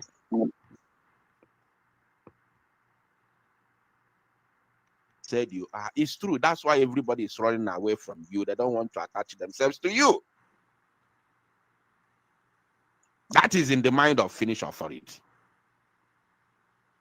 You do appealing for the state. What I was even thinking was come to what they will postpone the judgment. Mazi Humble, because can I have another opportunity to say something? Go ahead. Yeah, I had my brother, Mazi Chigo, I have said this thing before. Dear friends, what Mokoko, Mandi BOSO, man anyway, Hachokrano, Mazi Nnamdi Kanu. All of them jubilating about this thing. They don't even know what is cooking. Because this is a testing mic for what the trial of Mazi Nnamdi Kanu will look like. They don't even know what is cooking. It's a pity that most people don't understand the game. It's a pity. Kanka di otua na Western world. Ebe nwere law, ebe nwere rules and regulations. Kanka di otua ha jubo onwe ha ndị iberibe ndị zuzu. Otu nke ndị zu ga-adị. Is it not the same charge? Is it not the same thing I charge Simon Ekpa can I charge Mazi Nnamdi Kanu? And you think miracle will happen in that place if this one ended up like this? No. It's a pity. Mother ekpekwe ka ọ mụta nwa na-enwe sense. Nwanne ihe nke ahụ o wee disease on its own. It's a very big disease on its own. Legoje Ejiofor coming out to clap and laugh and jubilate. And jubilate. Yet, anyway, why am I even using Ejiofor? Amaranaya as somebody that even betrayed Mazi Nnamdi Kanu. The exposition, Mazi Simon Ekpa mere. So he was one of them that betrayed Mazi Nnamdi Kanu. As a lawyer, also we cook that extraordinary rendition in Mazi Nnamdi Kanu. Also we plot oil. So using him as this thing was just a waste of time, because all you kwesịrị make women just like onye otu nwanyị that victory dance when you kwesịrị make women, because all somebody like me, let me not say all of us, somebody like me, I know that woman a betrayer, eye service woman. All of romance, Simon, all of romance. Mine's very safe. I understand from every corner that one who pretense only put out there to the public. I know that everything on me, they are all fake upon fake. And on a everybody now can see it from my own angle, point of view. I know that she's fake. She's very fake. Ugbu a ha fight wana against the appeal. Efugo na. Enwere ihe ha lose if everybody is appealing. Enwere ihe ha lose. But they will fight it because they don't like it for Mazi Simon Ekpa to regain his freedom. They don't want it. Forget the kwanye a na-apụta shut up on na social media. So, onye na-aṅụ, ndị niile na-aṅụ ọṅụ, and you still come out to say, Mazi Simon, Mazi Nnamdi Kalu, free Mazi Nnamdi Kalu. Yet, ị na-aṅụ ọṅụ na nke mere eme, nwanne m akwa ihe ị na-eme onwe go, because already, e were ne nke a wee mara asa na-eji isi ahịrị mara otu ụtọ nsị ga-adị. Ịghọtago? So, nke a game a na-akpụ na unu ga-emecha ghọta ya mgbe ọ ga-esi onwebe ihe ọnụfụ. Continue rejoicing. Mazi, continue that. Mazi Kevin, go ahead.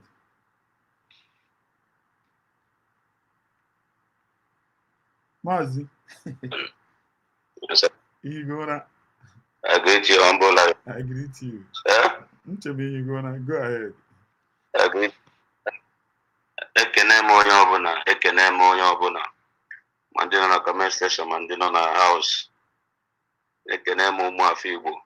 Kele ụmụazị Biafra. Kele ndị nne, kele ndị nna. Kele ndị ihe Biafra na-amasị. Kele ndị lọvụ ọbata obi, kele ndị lọvụ Nnamdi Kalu, kele ndị lọvụ our DPM, kele our government. Before m na-ebido ikwu ihe ọwụ na achọ m ka njigodo ndị Biafra na-ege this Faceless United or Unite. Nke ọ na ọ chọrọ ịkpọ onwe ya kpọọ onwe. Ihe m chọrọ ịjụ ndị mmadụ bụ this ikuku ekwensu. Ọ bụrụ na unu chọpụtara before 1st of this September gbasara case our PM ka a gbagburu mmadụ 3 wee na-asịsị taa gaa Finland before on 1st. Taa gaa Finland, taa gaa Finland, taa gaa na Finland, taa gaa na Finland. Wee na-ajụ ndị Biafra na-ege ya ntị ka ihe a na-ata agro Finland for na agbagburu mmadụ 3 and a na-ebudo ya na ndị amị Biafra bụ ihe gbagburu these 3 guys.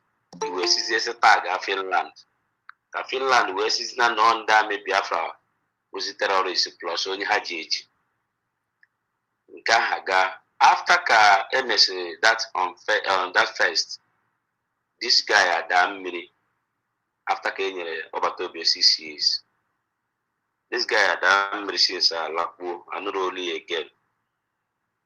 Then ka ọ nụziri na a na-ejezi for appeal, ọmapụtakwa again. We nas nobody has right to appeal. Both oge nkero, both CRC, both our government, that nobody have the right to appeal. Kanjuno pụtara na atụrụ our PM nga 6 years n'ojubeghị afọ na ole ọrụ ha rụrụ, leta niile ha na-ede, ihe niile ha na-emechu Finland, ọ bụ ojubeghị afọ na ndị Biafra na-amasị ndị hụrụ ọbata obi na chọrọ ịgafe appeal of ọbata obi, o wee na-ewute ya. So Biafrans wee na-ajụ ebe ọ na-achọ ka oge nkere jee for appeal, o chọọ ka CRC go for appeal, ọ chọọ ka USB go for appeal. Ka ezi ndị ya na ha kwụ, ka ezi ihe bụ ọrụ ya, ka ezi ihe ọ na-fight, ka ezi Biafra na ọ na-fight for. That is ọnọzi ị na-aghasa everything. Ya nwa si from USB go chata to support oge nkere from oge nkere ọmapụ nwaje to CRC the same character with Adocho and all here born around this thing. People can get this kind of person. A person see a love Simon Ekpa and Ochoroka Eja appeal. Ochoroka Simon Ganga, Ochoroka Enweheme Simon. Simon Ekpa Bogina phone saying actually if you be as when you try on with him. A joke. Can you have no beauty to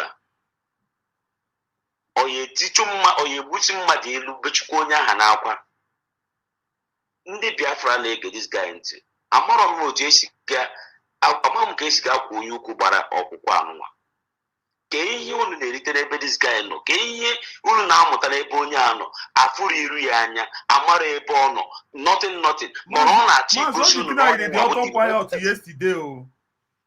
o declare kwa the auto pilot yesterday o n'ọzọ ebe onye ọbụla na-azụ ha ọwụkwa obere ihe that means ndị na-eso onye a I'm not sure that ndị na-eso onye a bụ genuine Biafrans ihe ọ na-eme ihe ahụ confusion ka ọ na-etinye ihe a bụ ndị nwanne ibi ya bụ ihe ya na ha na-eme disi with ndị DOS because you cannot like Nnamdi Kanu and hate Simon Ekpa according to my sister Aunty Ngo kwuru here na people aghọtaghị ihe ha na-eme mgbe a ka ihe ejiwo mmadụ na ekwensu even once ha like Nnamdi Kanu because when ha like Nnamdi Kanu wee put the situation Simon Ekpa nọ na chill ha kana ejubilate ihe na-eme Simon Ekpa for no of course I can have on it. That means how like Nnamdi Kanu even one day. How to Nnamdi Kanu will take the Biafra. Likewise Simon Ekpa how to go to the Biafra. Then how to gonna this the same hatred to our DPM. But you know what? Chineke na si ihe edere edegwe. Mgbaka ha na-agba ha gba mgba agbasia with all their propaganda, their lies, their hatred, their envy and jealousy. From one ebe ọ dị shake na ndị ọ na-ewute mbụ enwe genuine Biafrans mere onwe ha attach ji na-ege this idiot ntị now ọ kpụrụ n'ụlọ autopilot which autopilot ahapụrụ ya for years ọnụ go create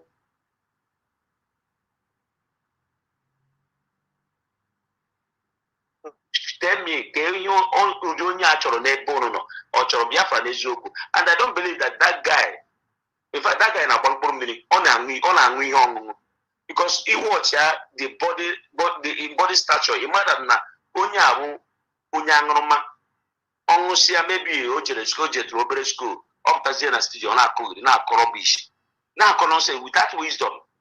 So I believe that some Biafrans na-eso ya some because I can nwee some Biafrans na-eso ya ọ na-ege ya ntị unu kwesịrị ịma that this guy mean good thing to Biafrans by igbuhachi unu back to autopilot by ịdị angry to people na-aga appeal for Simon Ekpa ka ihe ọ chọsịrị achọ onye akụrụ ga-ajụ onwuru wee ma that this guy is a criminal. I rest my case for here.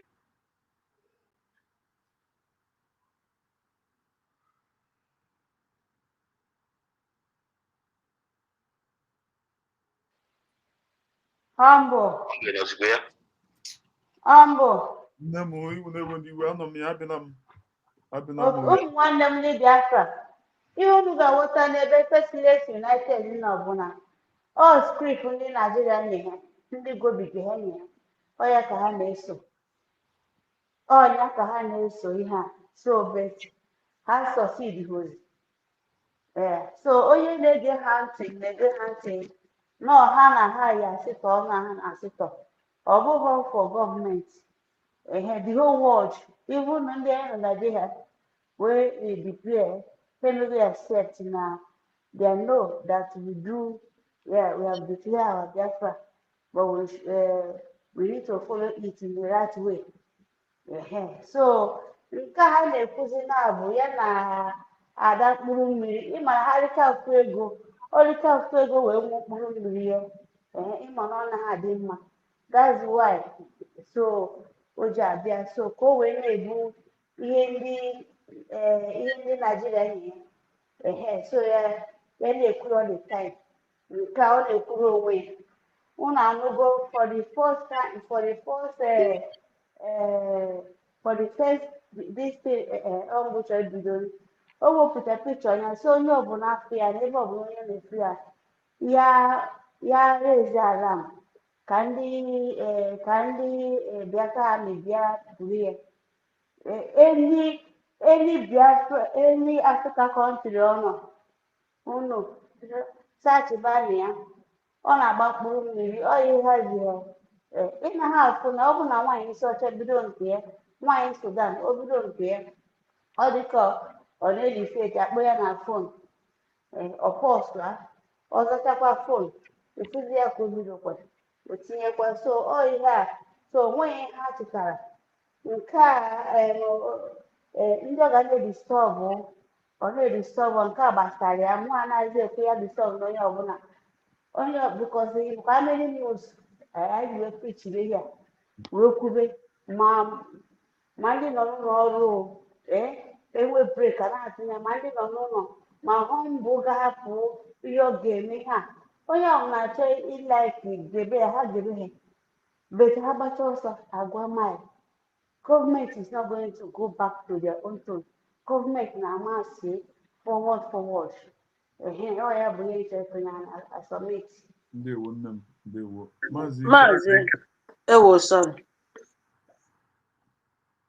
ya ihe nchọkwuru add because ihe gbasara that picture idiot anụnwa mere ya na ọpụta outside bịa ebe mụọ kandụl ya agba ya ọkụ that means ọ ya nwada ihe a that picture a so make sure that all the whole platform all ya gazu all the whole platform ndị eziokwu so that ọ ka mma na achọbara this guy because we to get this Biafra without ibido all the saboteurs and it is ọ ya ahụ seriously ọ ya ahụ ejisi ike na nweta ofu onye nweta mmadụ abụọ nweta mmadụ ịtọ ndị ọzọ wee ghọta na gọọmenti ada excuse me people wee mata na gọọmenti ada amụ mana ọ bụrụ na onye azụ n'ukwu osi gwegwegwegwegwucha apụta ihe a na-eme atụrụ ya na-eme ka I cover up the show that na ka agwa ụmụ Biafra ihe na-eme eme without ijide ofu onye like adadị ọra mma anụ nke ya ka na-egbu oge ọ ka na-ewute m so onye nke a na otu a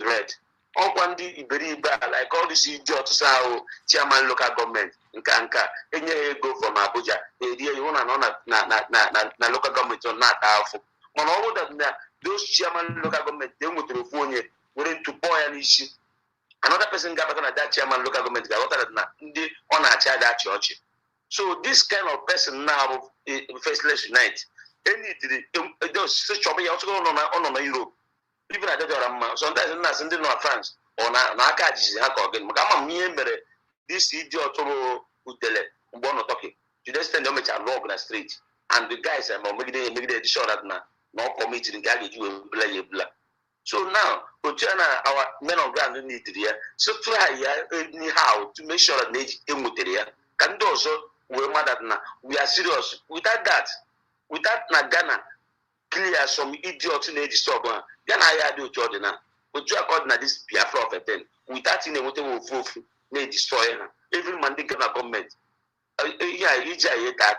iji ayeta aka so this action mwa support 100% and bịa na nke asị ka ndị agha ebido pụtawa iro yes ọ dị important mana the problem n'ebe akwụkwa ihe ha ji were apụta iro ọ dị enough so my own suggestion nsi ọ bụrụ na ha ya apụta ihe dịka Onitsha, Anambra and Imo the two governors can call themselves then team together focus during na ihe dịka Abia ha focus on Abia nwa ọrụ ebe ha 1 week or 3 days ndị nke alakwa ụbọchị a ga-arụ na Anambra a team go up until ihe eji arụ ọrụ adị complete otu esi chee because a na-eche ka ewetecha dị ngwa ọrụ aha ka ọ dị complete na Anambra weta na ka ọ dị na complete na Imo ọ ka ga na-egbu obere oge. Yeah, just my own suggestion.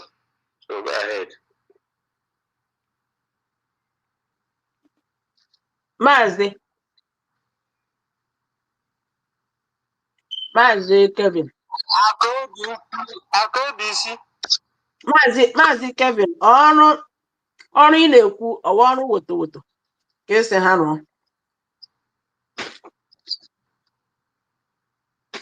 Maazị Kevin. Okay, so good and fine. I just want to establish that one. So because all they in line with what I want to submit now. So Biafrans, why I don't even fight whatever thing these people want to do with their autopilot is this. Maazị Nnamdi Kanu once said, onye ma ihe ga-ewete Biafra, do it. Nobody is going to stop you. What I am against is people coming out to discredit what others are doing. As again, Biafra, do it. Don't come and criticize what others are doing, like Faceless Unite coming out to criticize the appeal, telling you who and who is supposed or who is not supposed to appeal. That is not right. Focus on that thing on a plan. Those things comes together to work. If at all you are genuine to do it. If we can be in this platform now, the governors on their own, it's the same thing. So Biafra, do it. Do it in sincerity and do not condemn what others are doing as well to bring the same Biafra.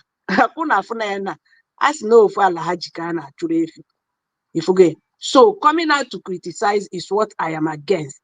But planning to do something to bring this or to do something that will help us to kick that ball in one post, I can never be against it. So ndị not declare autopilot do it now. Do it. I try na results. You understand? So me, that is me. I don't criticize any good thing coming out from anybody, from any group. I don't criticize that. What I'm here is to criticize the lies, to debunk the lies, and again, to put a stop to propaganda against a working government. Government out of jealousy, a good propaganda, all manner of propaganda against them. You know, that is what I'm against. So, when I declare autopilot, I cannot criticize it. I will not talk about it. I declare and let them work genuinely. Imagine the Kanu or broadcast the unknown government. If what they are doing is stopping zoo. Now they are angels. If you know me, angels. So munem kaye kunegawa na that their autopilot. Let them continue nonsense. Who cares? Dalo.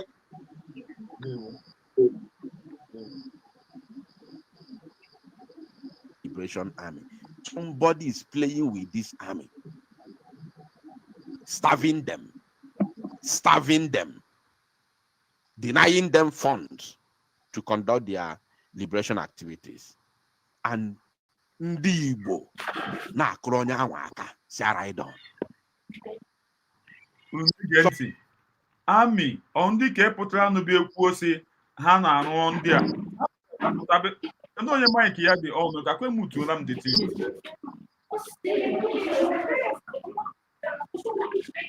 Maazị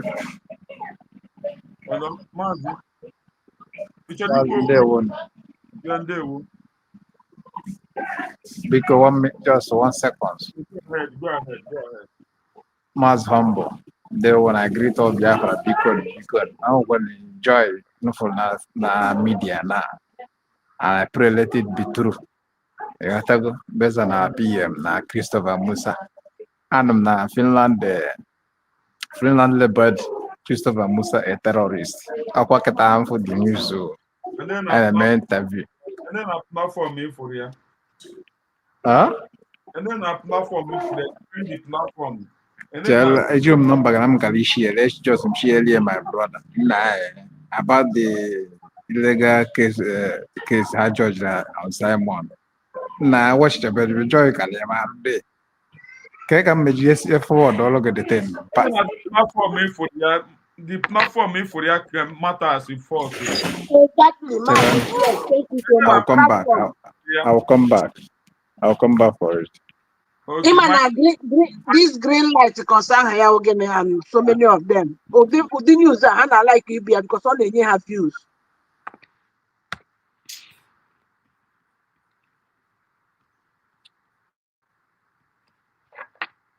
Somebody abandon Biafra Liberation Army no n'ime ọfịa sị gị na ha build go their own army. Unu na-akụrụ ya aka. Imagine.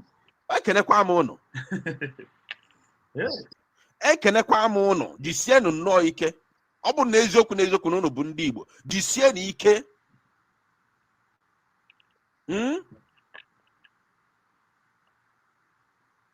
Ekene m unu ọfụma. Jisienu nnọọ ike. Unu na-anwa. You people supporting this evil to abandon the only hope of Ndibo. Mazi, go ahead. You imagine no pack. This guy, I feel to come this guy, what you ndị Igbo nke a jisi n'ike ndị Igbo nke a jisi n'ike bupụta ihu gị ka amabụrụ ya stature bupụta ihu gị ị na-ekwu ya ka na-elega ya na mkpa anya Faceless Unite wepụta ihu gị na kamera a leader ị chọrọ ilid ị chọrọ ka ị bụrụ ụgwọ ga-abụ the prime minister ị chọrọ ka ọ bụ ụgwọ ga-abụ everything God punish your generation. I don't want to use anger before ikwu ihe ọna chekwu but this guy needs ejide ya akpọ ya ntu na ntị akpọ ya n'isi ahapụ ya for 3 days. Why would they question this boy? This guy with devil. Yeah, avoid the devil. Maz, because he's better than idiot. I tell your man is better than this idiot. This guy needs to don't say on. Why am I here go see him here? Don't you lead Biafra? In Mohammed, millions of people need to lead. In Mohammed, people in a it's an inward sense. Even myself, show your face as a leader. Biafra Unite. If you are a man, if you are really serious about this Biafra liberation, show your face. Forget about the no anymore here. It's not your business. In Nigeria, this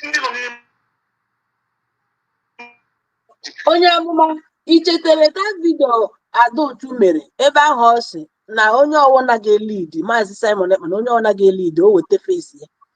Yes. Iji ya emegi tụọrọ ya Adotu na X ka ọ na-emekwa ihe with Faceless Unite ka ọ na-echetakwa ihe o kwuru. Adotu ọ na-achị Go ahead. Sorry. Adotu ọ na-achị that this guy nye na ya na-arụkọ na ọfụbeghị iru ya wee nye na ya na-arụkọ ka ọ fụrụ iru ya gbachi nkịtị mana ama m na ọ gbachigoro nkịtị one day this Biafra Unite ga-emerịrị ofu ihe Adotu ebutezie ya finally because they cannot work together. You can never use somebody were atọ ụtọ. You can never. Ị na-asị na emere abandon ndị nọ n'ime ọfịa ka ihe ndị nọ n'ime ọfịa kwuru before agbachi ya nkịtị ka ọ na-esendebere ha ego before ha sị na they don't want to work with our DPM. How many millions ka esendara ha? You up to 78 million naira. Ka esi na achọrọ ịrụ with them. So ọ bụ na achọrọ ịrụ with them, I can send that to such amount. I can send that because all of you people when they plan onuji, that is why I got you with the genuine ones. That's what with Ndori ba. If they are not Korea.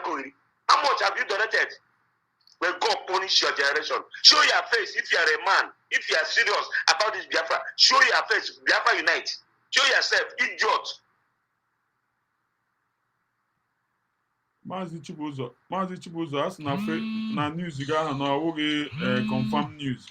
Maazị Chibuzo. Maazị Chibuzo. Maazị Chibuzo. Maazị Chibuzo, ọ bụ ị na-ekwuzi okwu nwanne? Network mpa eweniwo ema na nwere ebe nna ọgwụ na ife na-ekwu na Go ahead. check here. I saw that the news came out from forward by African Check. Will you confirm news? Huh? I will confirm news. Hey man, our people, they are question. They are question and answer that place based on the issue. You have to go now. You just view if how things is going there. Yeah, now. How much are people only 4 months? They will. I'll be back. Onye conduct ya, Dr. Masanga. Chibuzo. Ọ bụ na Dr. Masanga, ịmama ọ bụ na osi n'ọnụ ya pụta, ịmama original one. Esendere m ya nọmba gị.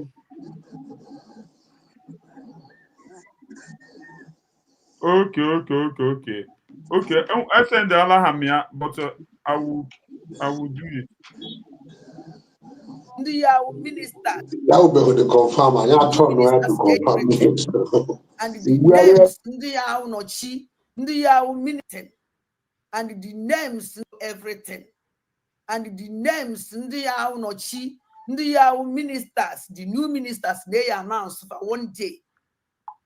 Una forgot the names. Uchana me check about Obie, our chief of staff, Biagwai, that was like their picture.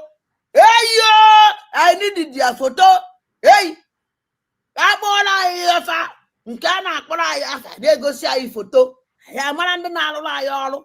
I talk underground workers. So no. Underground workers and then on no Pulan, also on the DOS. None on no Pulan. Now, Biafran government Kalidoku Fakota. All the ministers Kalidoku Fakota. Yes. 1 minute. I Kalidoku Fakota. I had a job underground. And we don't hide our identity. Because na Biafra won't move. I had a zezebo on Ayana. Akuna anunia. Ununu yokuru. Coach, you go ahead. Thank you so much, Lion. First of all, dear friends, this woman called that dollar.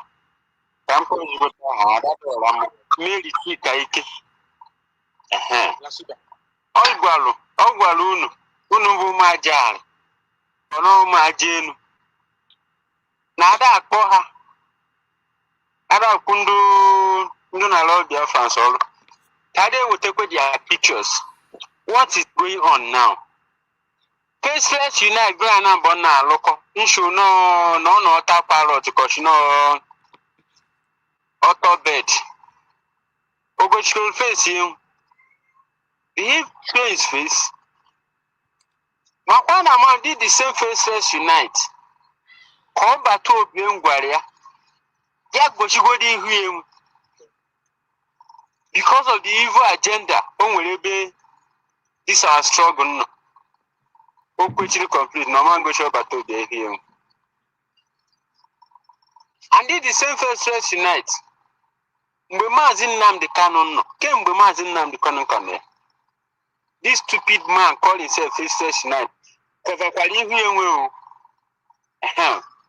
Today go bidol. That is the thing who every one of you could share a matter and keep person. Because of the government of United States of Biafra. For now, they go for appeal. This man calling to Tuta. At the United States of Biafra government, they will the rights to appeal for Mazi Simon Eba, who is our prime minister. No one of the rights. Ogwamu Faceless Unite with the right to appeal. Kwenye diwa yimba adado ranjo. when she busel, or young with the right to appeal. No take when Finland Gualunu get na Kuru. I get our freedom in legal way. That is to tell you no government to government. Without Dr. Ngozo Rabeze declaring United States of Biafra on 29th of November 2024. Now Finland is been wishing while I get our freedom in legal way. What are we going to do? They the same first unite. Lotego Numbe declare Biafra. That the same 29th of November 2024. His boy Imbucha Amaka Jere Nekwoku their second agenda. Ajikwadi's first night, which is lunar gauge. What is that second agenda Chamaka Jere Nekwoku? You people get the right to come out because Nekwoku to appeal. I need another achonta. Potajation no quite the Kokwan. Now that the same person, our prime minister, every one of you in Kuku Basari. No Kuyawan to the Kokwan.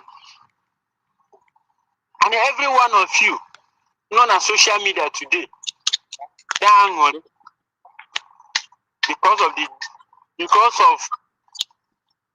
Ikpeazu Finland in our prime minister. Because of the evil agenda. Adadoram.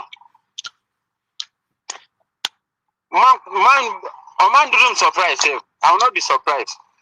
Because Ibu Fuchagwako, Jilachapata again. Obron keep Azuna. Tagashi Nidu Niman this thing. It has been your way since Master Simon Epan around. Oju Epo Adadorama, you a Sabo. Check when the history of Obatobi. Who have you ever called Sabo? And who have you called is up to something if it's not Adadorama? Because of the evil agenda, this woman Obatobi Nju here. She Adadorama, you are up to something. And the second again, making you a good this woman, or you man here with our deputy prime minister, Aman Lokon.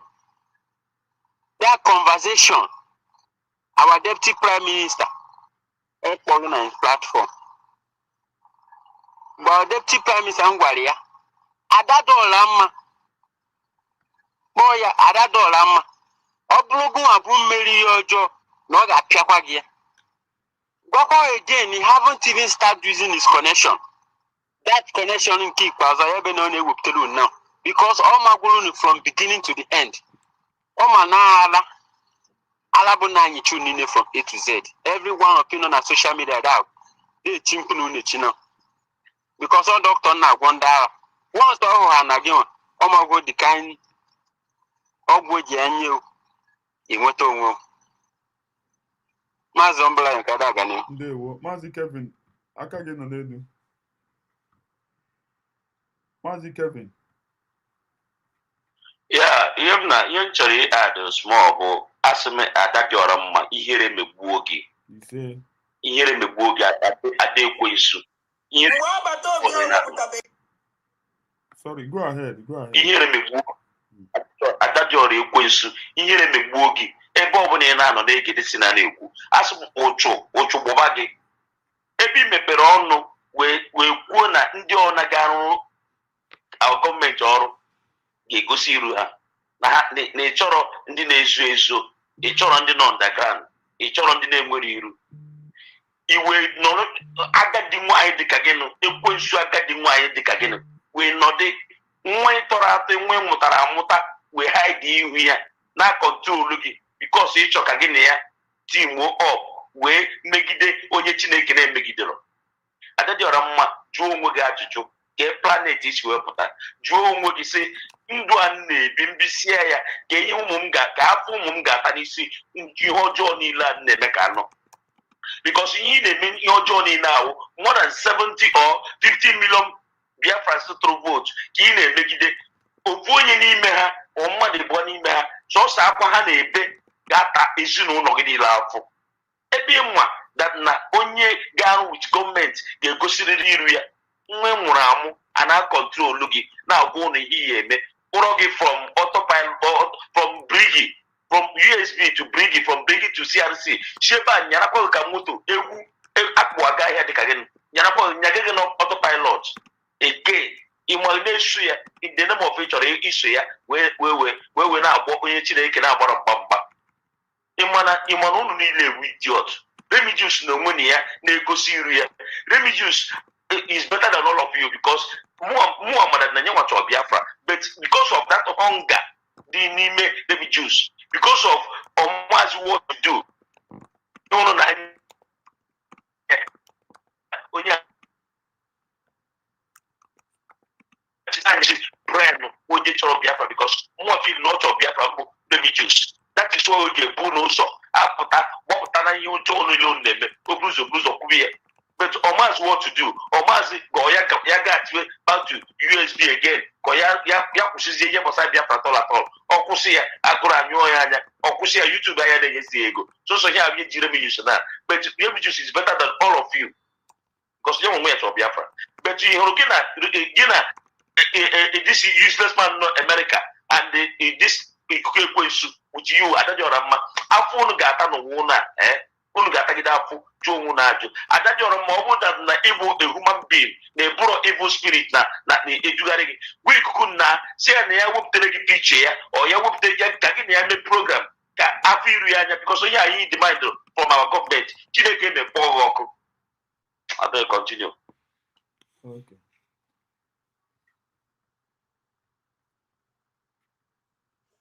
mgbe agbata obi a wepụtabeghị ihu ministers ya ndị bidoro na-efolo m na beginning mgbe agbata obi ewepụtabeghị ihu ministers ya na mgbe ministers agbata obi ka black nsị ya na eme ka nchọji program onye achọghị ịpụta weta pikchọ ya wopie na the cabinet anyị adịgo tired ndị mmụọ ichi anyị ijere anyị ije Biafra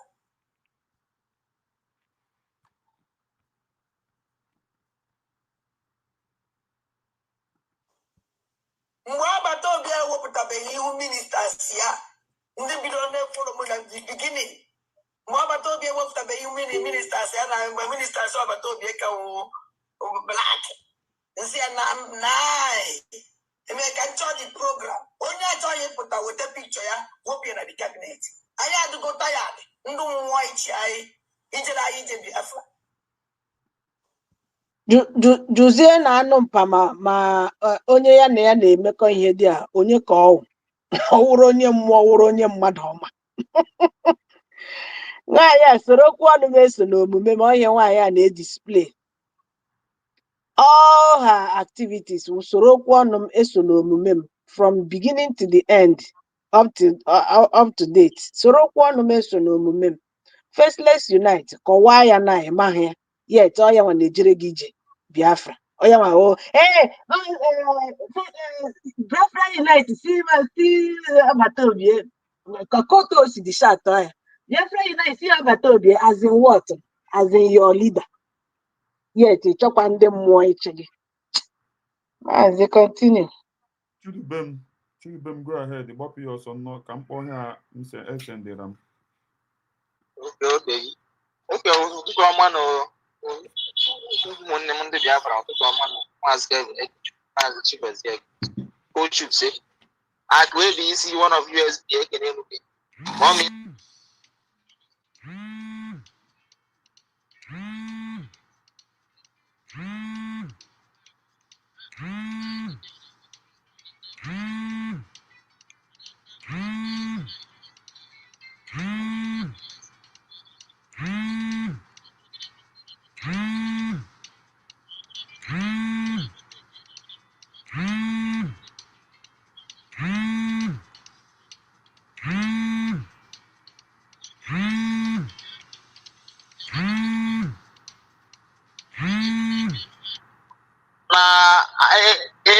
abandon. How would I guys get a come see where we're in it? Go now, our government gets away winning in the Hagana or Kerika is over 7 SB or behind your Grundala. Oh, we on about that one. No, okay, put in the Adosh Mantamimo Ndala Nina, they hear me anything, I hear we on about it. They didn't even acknowledge that. See, upon everything made a way on bail. They go in your Grundara. They down on this criminals. I don't useless nights. If we on about that, because of what their plan, because of what our but they him. See, so they are fried. So I don't show. Oh, Puja, equal it as a gift. The mother needs to. Odo Ganyan and Dunis 1 year with US. I can no doubt. This woman upon the US issue. And therefore, after 1 year I get or Gabo Bravo. In the great room, okay, is in Butafo. Other what he be able. Therefore, 1 year bony.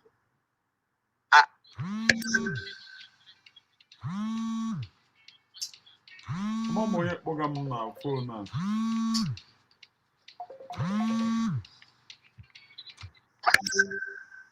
Oh, Sudan. So our government now this appear I gave me. Yes, I got good process in myself. Our government I go use. About to be man, about the appearance, but look at social freedom. Look at onye nso no na achọ nwere onwe prime minister ka a na-ekwu ka na a ga-emeri ya appeal ọ na-agba ya mgba isi na a chọrọ nwere onwe anyị ọkwa nke gbọrọ onwe ya ajere pụtara esere abịa ebe na onye nyere ego na CRC mba ọ nọrọ kwuo ọ na-ebe na onye nyere ego na bịa black market funds they are gathering of portions for that they are useless funds in analysis. This have CRC. I got with you. Other people for that. I need this place yourself. I got quality on see?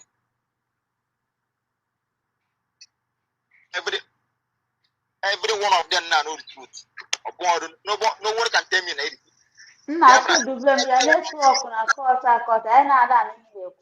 Even the voice here now put herself off for myself. So my voice and I'm better.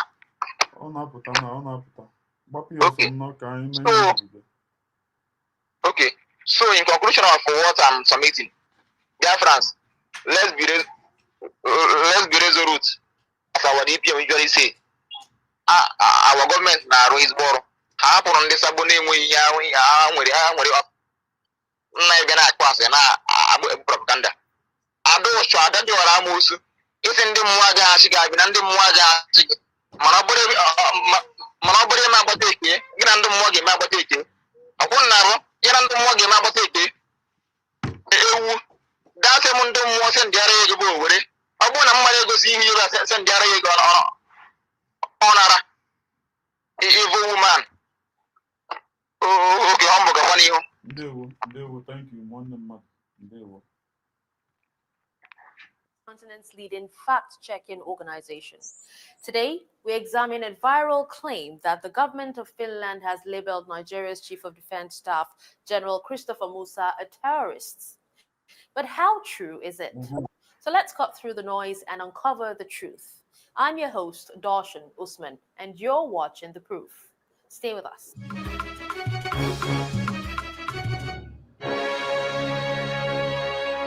Joining me today is Africa Check researcher and community manager Owelupi. It's always a pleasure to have you on the Proof Oil. All right, thank you, Dashin. It's my pleasure to be here again. There are claims of terrorism accusations against Nigeria's Chief of Defense Staff, General Christopher Musa, supposedly coming from Finland, that are now circulating on social media.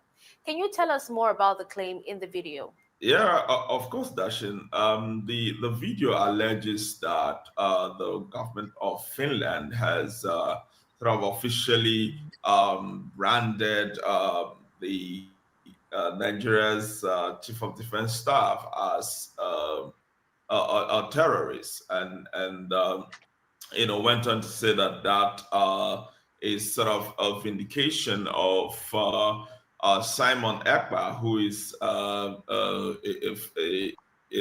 Biafra separatist leader who is based in Finland, who was recently arrested and charged for terrorism. What about the posters? What do we know about who may have posted the video? Yeah, the video, from my investigation, the video was first posted by a Facebook page, goes by the name Biafra TV News. It has over 172,000 followers, and this page, beyond just posting the video, it then chopped up the video into 34 short clips and posted all of them as reels, and so that actually helped the claim and the. But DPM ama DPM post only. Maazị, listen to the news. Here before this verdict. This news was before this verdict. Okay. Yeah. I will continue. That first time here bidoro. These are the if I know the page as you give Biafra TV News. Akwa ihe kwuru. Akwa the page. Also African. No. M na-ekwu ajụrụ onye a ka Yeah. So yeah. No need, Nabi. No need. I won't recent here. I won't recent happening. Yes. It's not a recent happening.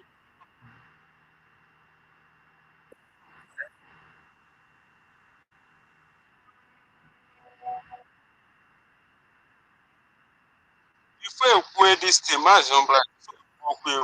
we need to verify it first before you play anything Basalia. Thank you. The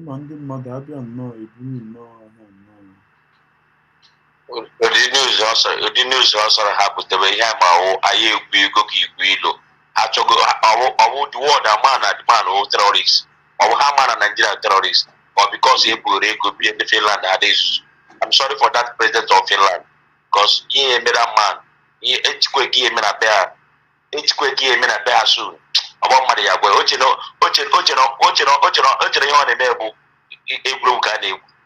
put the kind of disaster that in that country. Let's watch. Yeah, Biafrans, this verdict, this unlawful sentence, Simon Ekpa. Here, a ladder for Biafra to climb up, and a ladder for Finland to go down. Mark it. They will.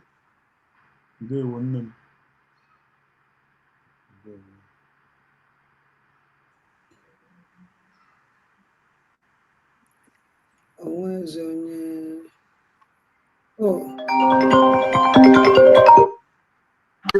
Hello? Hello?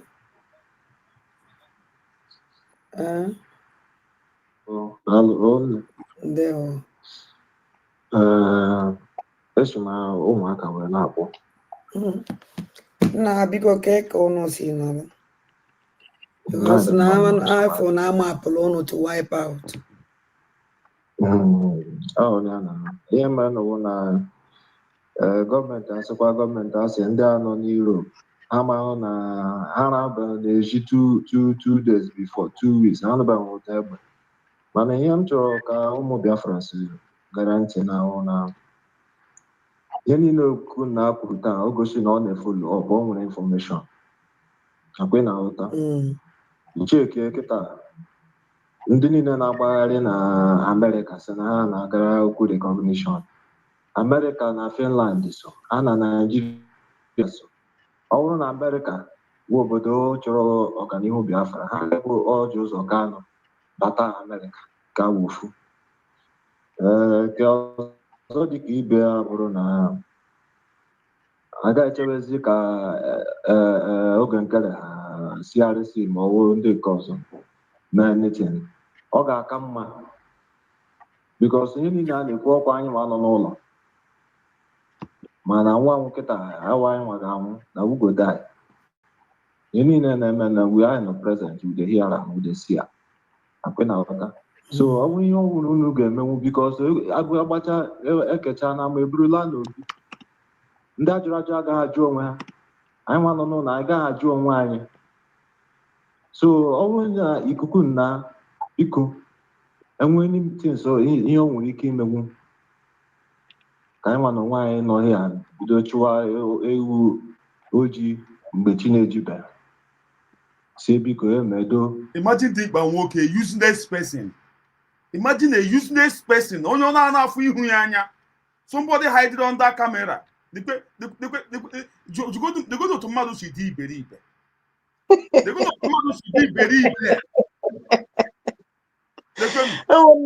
ụmụnne makwa nọọsụ ma ọ wụrụ brọda kai report ụmụnne makwa nọọsụ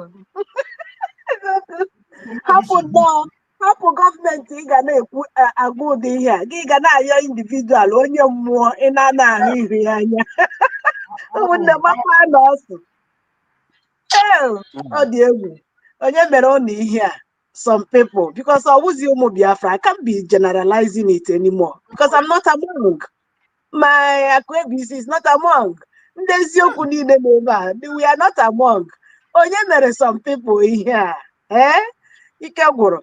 Hapu Biafra declared government. The only government you were now, your power, your superpower to challenge another nation. Gi hapu ya. Then I do faceless unite onye more.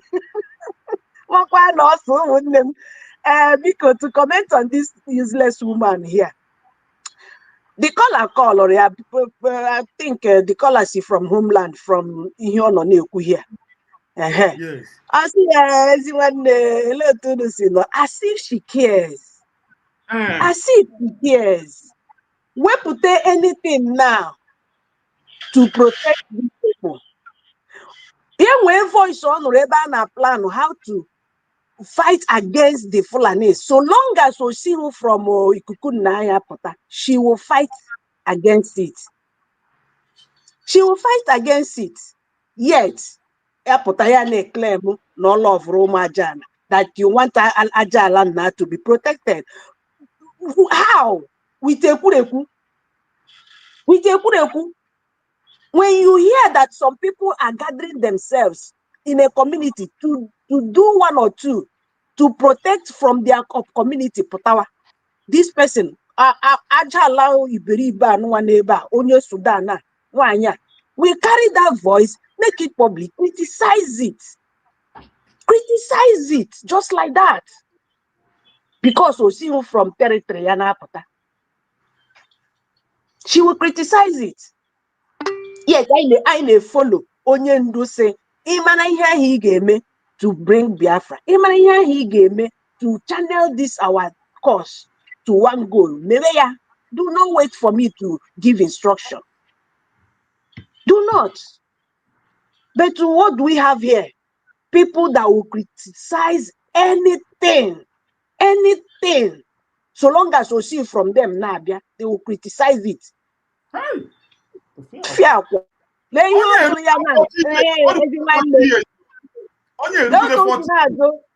Onye nụrụ voice ọ chi jụọ ya ihe feel that she cares. doing nothing, only to ọnụ ụgba tụfịa akwa. Ndewo maazị. Maazị Benjamin, ndewo. Go ahead. Biafrans are listening. Ndewo nwanne m. Ndewo. Biafra na greet everyone.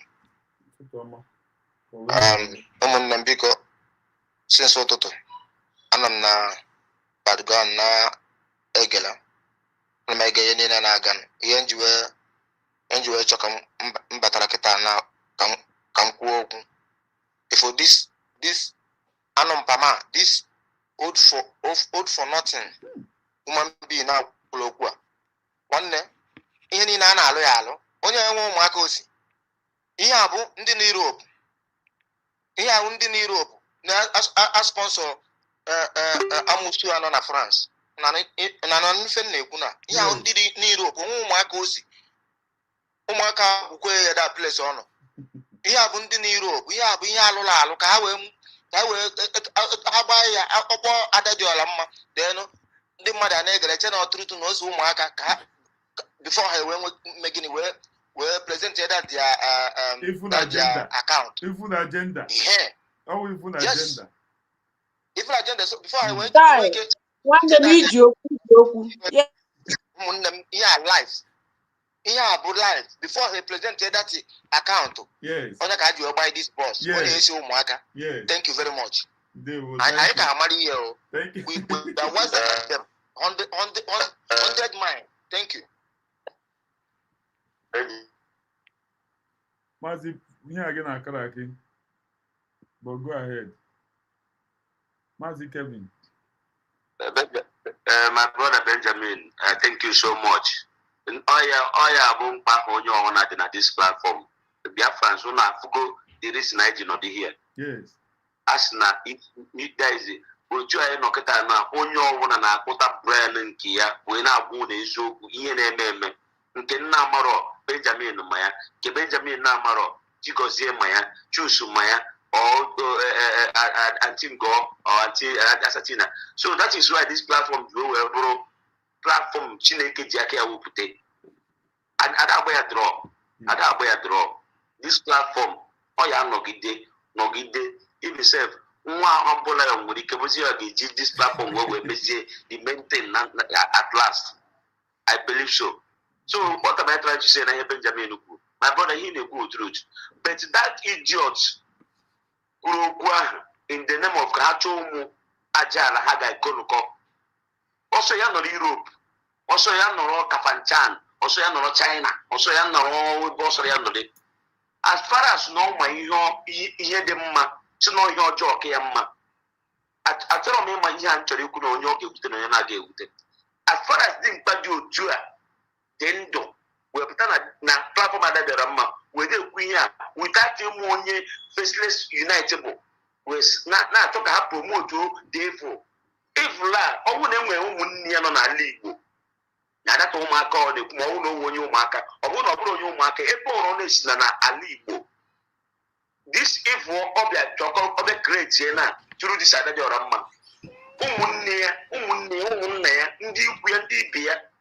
Gata fufu anwa aga no there ihe ga-eme ha soon go we mata na ndị ọ na-akpọ bụ the wrong people ọ na-akpọ we na promote their evil ebe ọ bụrụ na esi na ala Igbo ebe ọ bụrụ na esi na ala Biafra their parents, I'm sorry to use their parents, but ha ya ta fa mo na nwa ha nwoke dị otu a nwere ike because ọ ya na-akọrọ ha akọ Biafra as onye nọ abroad ọ bụkwa na ọ nọ na ala Igbo true wee mepe ọrụ wee kwuo ụdị okwu a ọ ya esite ndị karịrị ya nụ ga-ata ya ezigbo afọ ka mapụ ekwu exactly ihe ga-eme ya mana ọ ga-ata dị ụtalị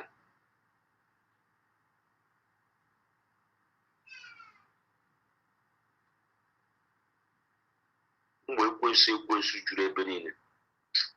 Continue. Ịfụnanya ihe ahụ eji ekwu ofu aka rụta mma n'oju ọzọ ọnụ. Ekwekwerele maka ofu efulefu a na wee tinye ndị ụmụaka niile bịa. But anyways, o metere buru ka mụnwa na-ekwu o metere buru because a nwere ndị ụmụaka ndị ụfọdụ ndị na support this kind of thing.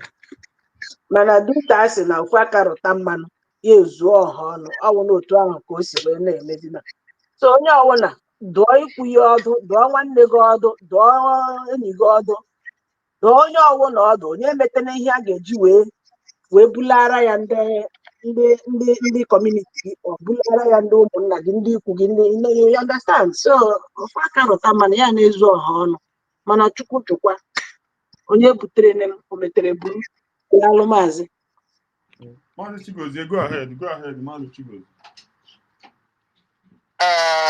Maazị Mambulayo, ife na-ekwu Biafrans.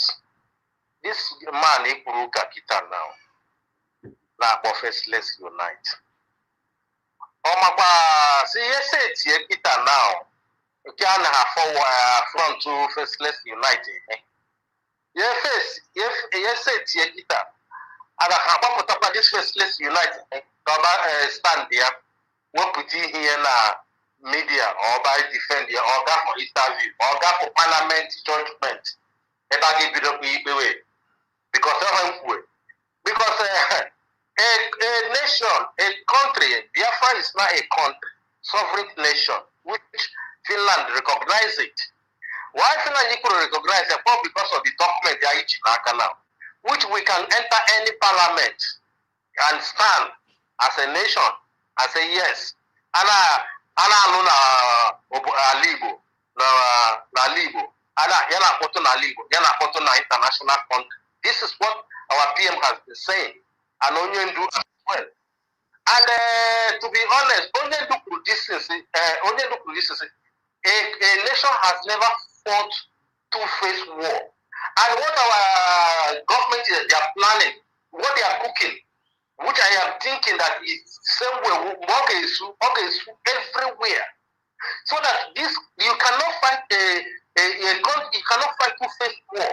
Yana botu na Anambra, yana botu na Imo, na botu na Enugu, na botu na Abia, na botu everywhere. So tell me how would they fight? Oh no, that Imo state, which that is the reason why all those many of Bongo that place now bomb, because I might on one side. But yeah, at the same time, both immediately. Tell me how would they defeat it? They can never defeat it. Yamboli guerrilla war, which PM Kusi, they are trying to drag us out, but we are going to fight guerrilla war. That guerrilla war, they are going to all the whole 40 states at the same time. Bamu, how would they defeat it? Bamu, if international news will not carry it immediately and say this is happening in Obodo, they must carry it at all immediately to see how they can step in. And by the time they step in, all these faceless units will go and stand. And that cannot even show him face. Some people say, I don't know. Some people just come out because they want an opportunity to speak and they just open their mouth. Well, I don't blame them. Thank you so much. One day we'll continue.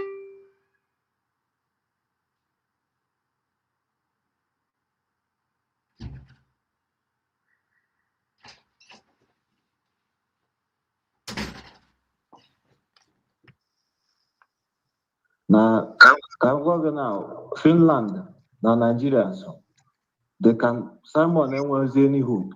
Any person telling you that now they're not appeal, now they're well justice. Or question. It doesn't happen because the interest of Finland first. Finland is interested. They know they are interested. Nigeria never had their interest. That is why this judgment now, since one in, we're going to a terrorist, years only. Every terrorist, any person up found the terrorist wanted will live imprisonment. On him, the matter that now that judgment, or a partial judgment. Judgment, so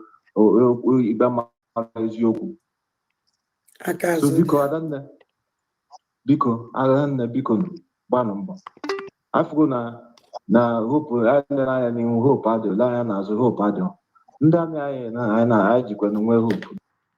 Mazi, go ahead. You see, this is the reason why some people, and when he brain, they don't know how government work. Okay, follow here now to see the judgment in the PM or partial judgment and or partial judgment. But you're not looking ahead. You're not looking at the picture on the wall. You're not reading the handwriting on the wall. I have said this thing from the beginning. I'm going to the book. Obodobongo, we are supposed to by now, Obodobongo, what how they operate. They operate with media, with what's up to media. They will see how the reaction of the masses. What are they saying? What is the masses saying? What are they doing? Before it is here, they made the men one. Now they have they have tried this one of our PM now, and to see our reaction. If the government did not step in now to fight it, let them get it hot, they will say, after all, they did not fight PM own. Now, with the judgment of Finland, they will use it against Onyendu. This thing I have been saying, we need to wake up because I'm at the game Obodobongo is playing now. This is exactly what they're playing. And this is the reason why we're begging our government, they should step in so that Obodobongo will be hot, and so that even though any plan they are planning against our Onyendu by next month, they will rethink and say, no, the one we tried, is still hot, not to talk less of the one who come to the homeland again. Maybe that one now will destroy everything. So that is it. Dialogue, They will, man. They will.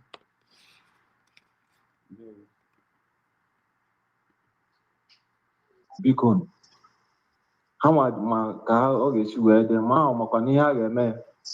Biko, you people can go to them. Unu ha akpa enwe otu a ga-esi way forward. Biko, ka emebe dị ya ọkwa na ọ recruitment nwa ebido na recruit benu. Ayọ ka nna yodo ọkwa nke ọha m n'olu. Ndewo. Nanu. Jomu, who is these people? Who are these people?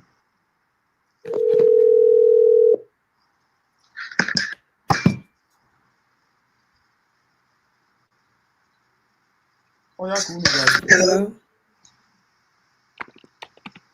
Hello. Anna, Madama. Anna, bye. Good afternoon from my side. No, Madama from here. Yeah, from my side. Oh, Mobia, oh, my Jan, Ekelepe Mon. Onye me na go chiri akam de n'elu anyị na-agba ha ọgwụ ndị ara ka anyị na-agba ha ọgwụ ndị ara, that is ọkọtọ karịrị ọjụ ga na awara eze eke nọ ka oyi witọpụtago na France no pụtabeghị no adịm wiki nwaanyị na ihe na-eme ahụ isi ike ogologo ndụ nwe Let me go ahead. Asa. Nna m akwa ihe awo olu obi eze. Yes. Ọgwụ ọ gbara nwaanyị ezuone ya ahụ ọ na-ajụ ya ka ihe na-ajụrụ ya obi eze.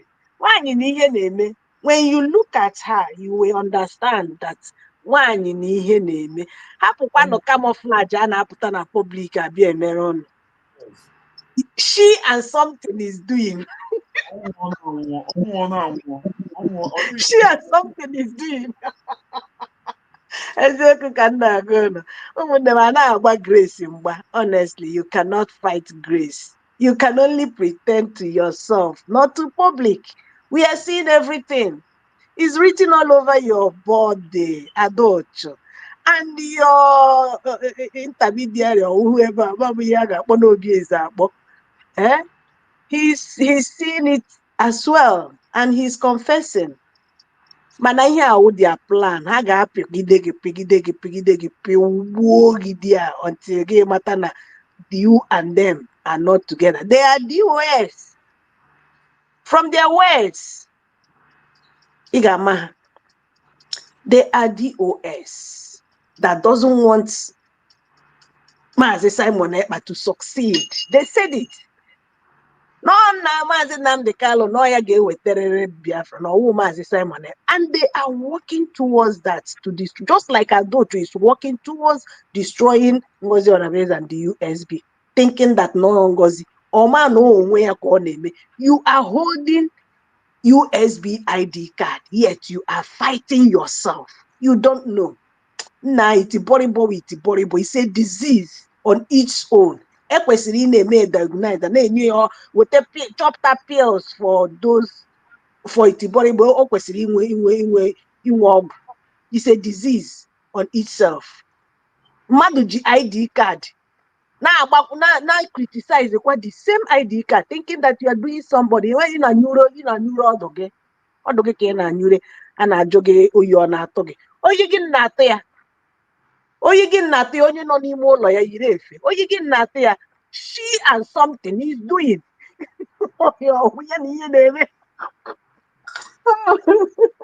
I laugh honestly, Mazi Dalo. Mazi gaa n'iri nri. Ị nọkwa nso? Humble lion aga n'iri nri.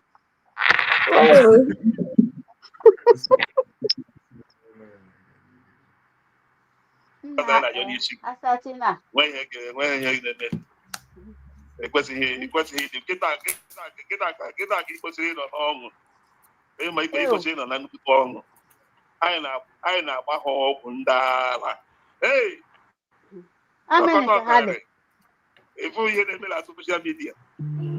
Anyị were aja na garị. Ndokọ ụnụ nwere nna akọ n'ala ma ama m ihe na-eme. Anyị were ha ndị USBG gọọmenti anyị were ha aja na garị. Ihe mere kọ n'ala m. Ndị otu oge nke na-ekwe ndị amama ha na-aza ha na-agbalikwa elu na ha nọ mma na. Hello, Mazi John, ị chọrọ ikwu okwu? Thank God, ọma not USBG. Recognized, the government recognized. Akwa ihu n'oge nkere ọma ihe ọ ga-akpọ ha akpọ. But at least ọma nke a, the only government a na-agba ya draw. You must bow after all said and done. Unu ga-emecha bow to this government. Unu bụ ka o si wee kọwaa USBG. Ọma na nke a wụ the government. Ọ bịa na nke oge nkere ọsọ ọma ihe ọ ga-akpọ ya akpọ. Ụmụnne m eziokwu ọ dị ka afọ ime a na-ekpuchi aka. Chai! Daalụ. Maazị Ọbụ.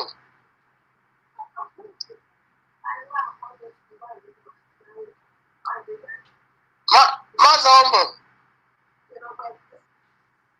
Asatina. Yes, my brother. A na-anụ olu gị kwue. Okay. Ụmụ Biafra ekene m onye ọbụla daalụnụ. Asị nka nkene nwerekwa ohere anyị wee fụ na unu nọkwa ihe unu na-eme na-amasị m. Wee na-asị na nna ekene onye ọbụla. Ihe gbasara ada dị ọla mma. O nwere onye kwuru okwu ma na-afọ onye aka m amarọ. Ọ sị that na anyị nwa na-eme onwe anyị ife na-eme anyị. Honestly speak.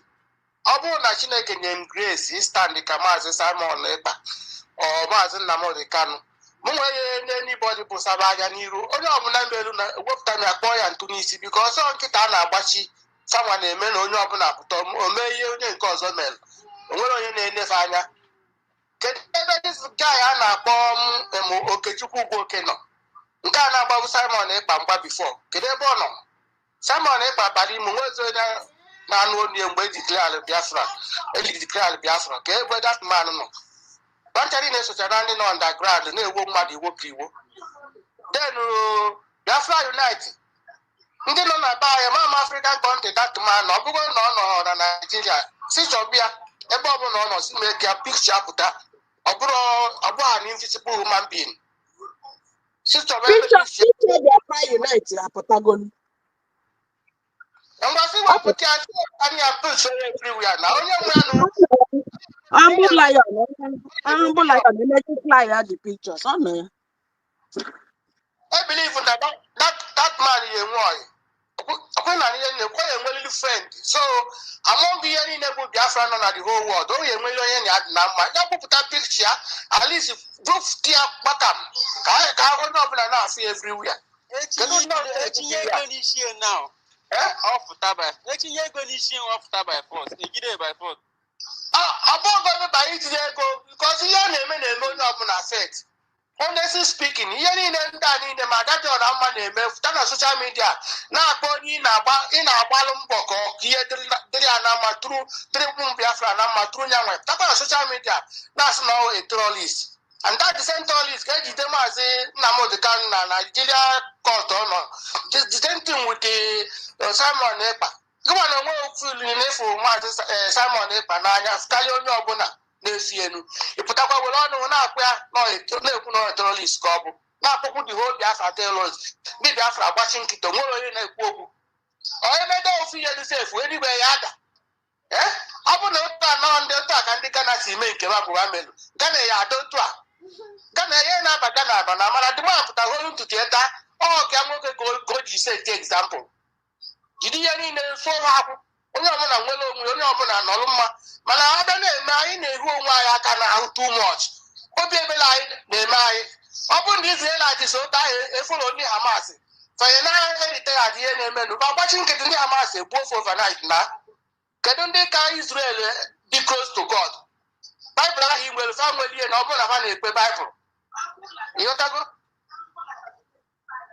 so biko onye ọbụla na-ekwu uchie na otu otu wee dere ya ebilivu na ndị Sabo ha niile na-agagharị nụ taịm elugo mgbe e ji bido na-achọ ofu nke ọbụla achọta na ewepụta pikcha ya ewepụta impesin ọbọ pikchọ agbagharịkata jide ofu onye ese vidio wepụta ya impesin ejeje edozi ebe ya nọ enwere ike ụtụtụ etinye akụ ọ bụrụ na ọ ka apụtago ahụ ọka kewa ya bụ onye ofu ọtanye na akụ ewere nnukwute chen mmadụ ebe ya nọ achọkwa ndị ọzọ ọntụl ejide mmadụ 4 or 5 ka ihe eme ihe a na-eme nwe n'isi every year atọ nka anyị na-ehisi anya mmiri tọnka ndị okenye họpụla ya ọnụ ọ bụrụ na o nweghị ihe o ya eme mana ọdụ tolọf o nwere ebe Biafra nọ everyday ọbụla na soshal midia a na-edibọnkụ laya onye nke a na-edibọnkụ nke a na-edibọnkụ onye a ga-apụtara imenu abụkwado mba ka m na-aba biko na otu owute onye ọbụla ịghọtago onwere onye ihe a na-eme anaghị ewute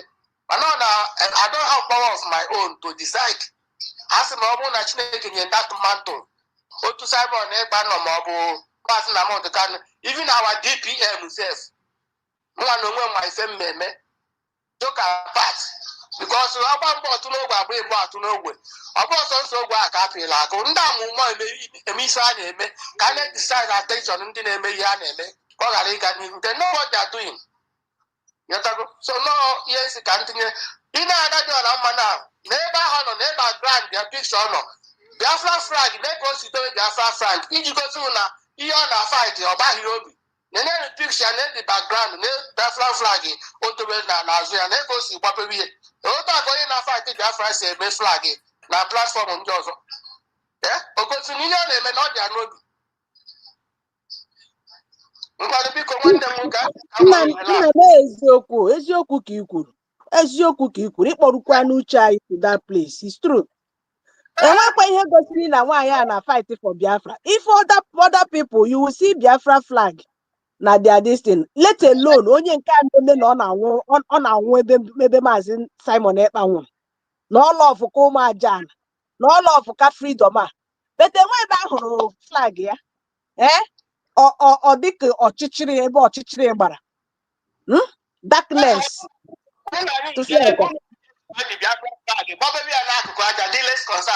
that freedom that Biafra kwesịrị present unu nne ya n'anya mmụọ unu enwe meditation onye maara ife si na ya lọvụrụ onye ọ na-agbalụ mbọ look at ihe na-eso Biafra na ka o si dobie ngarịnga just like oge ike nke ụlọ agụ welu bareti Biafra nwa ya na mgbe a na-ajụ ya ajụjụ zụọ ya ọkpa ọ bụrụ na unu lotelu mgbe ahụ mgbe ọ ka na-eche eke ma ọ ya anọ ma ọnụ ya ebe ọ na-aba mba na-asị Simon stop ya eforo Biafra kap ya tụọ n'ala Yes, Ada, you are right. You know, tell you. Only a tuanana. You know, Zoyopa. Oh, back a Ogachuku, Njaka, on a Ticam, Obieba, now Papa, in the USA, Kedi on a hot dog in one, Kedi on a Papa. Highway. I am a boy with that name. Only I can't such name. West Athlete is here. Image Madam Azuka will claim more. Some of them claim more, yes, now that highway, but now they make a year, Napotano. Up on your name, everything which I so, Uncle Wobumbo, that okay to go work, Unumoyan, also Ukraine, but Hamburg.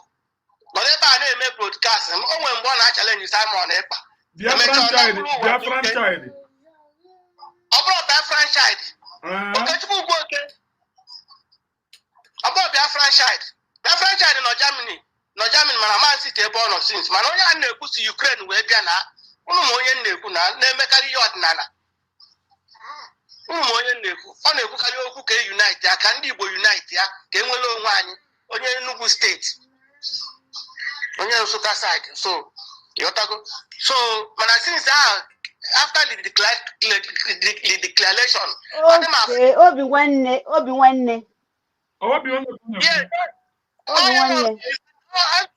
yes, those bus have okay to go working now. I'm about the one yes, Obi-Wan, yes. On a Twitter S. On the post in a S, or post with something na S, na S, come na fusi anaz. So now put a name program, auto say maybe before, no, Juna. My brother, anụrụ m na akụgburu platform ya akụgbu so kemgbe ahụ ya hapụzi ọ dịka ọ nọzi na X amazi. Okay, let me withdraw my words because drum shop. So can I leave my drum shop? So about Biafra United, that guy is very, very important. Ndi Igbo niile kwala ụwa niile gburugburu. Onye nwere onye nwe ya anya na agakọ na abaka ofu boss ma na akpakọ nkata. Ejiti onye a mee video ka afọ anya in person. Enwere ike foto ọnụnwa a na-egosi anyị. Kedu onye dị shọ nọ ya nwata ihe a? Kedu onye dị shọ? So anaghị nwoke ọnyanwa bụ ihe anwa oge ha dị rest in peace ife ọkọ gbupụta dịka oke ọnyanwa ọ bụrụ na unu si n'ọya nwa no problem mana ihe ọ na-eme kedu ka onye na-fight for Biafra ji jiri ọnụ ya sị na ije mee appeal na kọtụ adịghị necessary kedu obodo enwere ike ikwu ụdị okwu a ọ bụ na Dr. Musanga kwulie na ya eje mee appeal na ọ dị na chọkwa sọmọn ndị EU ịghọtago that man ọ bụkwa onye Igbo ka ọ bụ mana ọ na-emetela anyị bụ ndị Igbo ebele anyị bụ ndị Igbo na ọzọ na-egwu onwe anyị na-ehu aka n'azụ everyday ya atọ na ịpụta na debunk their lies unu cheki n'ihe na-ekwu na ndị Biafra mepee na anyị that na-adịgo too much every blessed day mmadụ hapụ ihe onye eme na debunk lie nwanne gị na-atụpụ gas n'ihe a na-eme ka ọ gaa n'iru time erugo mgbe ya eji chọba nta ejide like I said ewelu chenu agbakwa chenu manye n'ọkpa jee hụọ ube n'ọkụ ma ọ bụ tie akụ hụọ ka kewaa ya nchotu unyi ọ na-ata ajechọkwa ndị ọzọ ịghọtago ezota na-emefe a na-ejide one by one ọ bụ na faya anọdị ka wafụ ka afọ a na-adị then ọ bụzie na faya echegharị from there echegharị ya ọ bụkwa na faya echegharị they will stay there and rot after all Paul eziokwu bụ ndụ si na ọ bụrụ na Maazị Nnamdi Kanu egefapụ ndị DOS ntị Maazị Nnamdi Kanu nọrọ na DSS rotin ya onwere onye anụrụ that way that jump eziokwu bụ ndụ kedu ihe ọ na-aza aza onwere onye anụrụ that word from him Paul Achebe ya Paul Achebe nke kwuru na ọ bụrụ na Maazị Nnamdi Kanu ege ntị from nsọgbabụ ndị DOS ya na ọ na DSS rotin ya jee nụchọọ the video the voice unu bụ ndị maka nwere knowledge otu esi ekip all those things ụmụ ihe ndị a niile dị nwa ikipụ dobie tit ka ọ gara inwe mmiri mesalianụ kama ọ bụrụ na ewepụta tinye na waterproof seal onye dobie na kabọọd ọ dịka albọm tam ruo oge ya na-ewepụta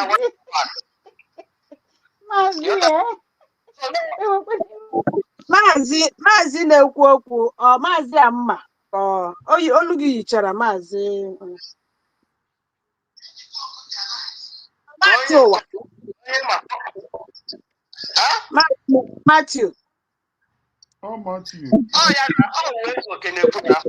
Okay, onye m na-ekwu otu enyi na-ekwu onye ahụ olu Uwezuoke. Okay, yeah. Daalụ. Unu na-agbachi mbọ ike na unu na-agba mbọ ana m anụkarị ya voice kia in fact you are a great motivator ị na-atry well because mgbe ahụ Adadiola mma gbalụ onye ọbụla mgbe anọ na otu nnọkọ ezinụlọ I think na m ihe jezuru onye ọbụla arụ yọtago onye ọbụla wee kwuo ma ka nwaanyị a dị still ọ chọbeghị change yọtago so ọ na-ewute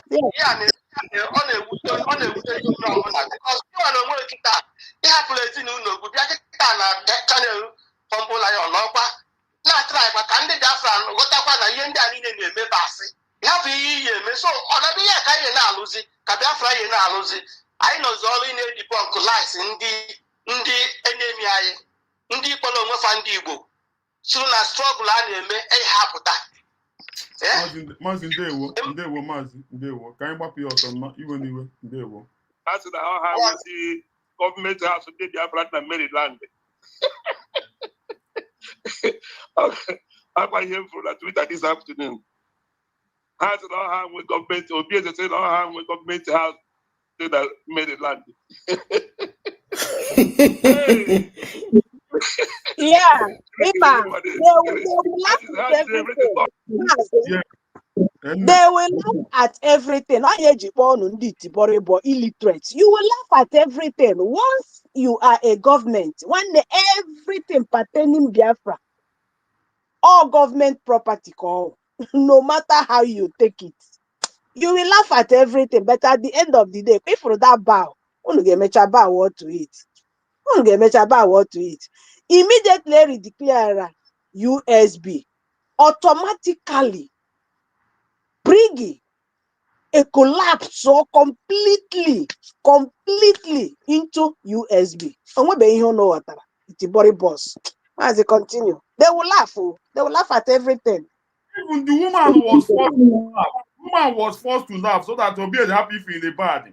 Makoro one, only look them lying. Mgbe anyị mechiri ebe 2 o'clock in the morning nọgide ya ọkụọ after 12 midnight ichemo mmadụ dị ya ahụ ọ fọsụrụ onwe ịchụ ọchị ya ka obi ede ha ka ọ sụsụrụ m ji ya ka o mere ọwụ na o shi ya n'obi everything upside down ndị USB si na mọtị na Simon Ekpawo terrorist ọ bụ mụ asịrị na ọ terrorist ọkwa ihe achọjiri na court na Finland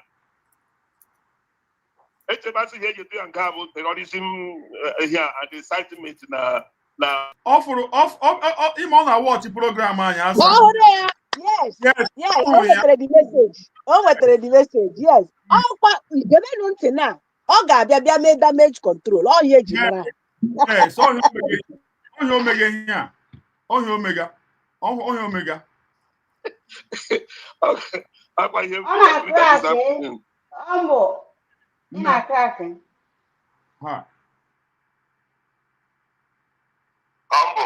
Mazi. The problem, to be honest, this man, happy is that this man call her. Happy is that call her. Kevin, yes. He went there. He not there. Yes. Yeah, the man no we notice that no Ochoro in Qatar or see na you na France. Or see the man, the woman, the down, woman and they are not confused. Woman and they are not what to do. But this man named me here. I don't know here. Yeah, just no send there. When I was now, can't go for 1 week. Go to the continue. They will.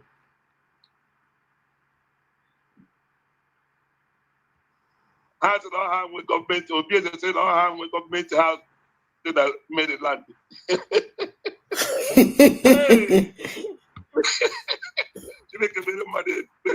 That is how did everything turn everything upside down. The US is in a mountain and Simon about terrorists.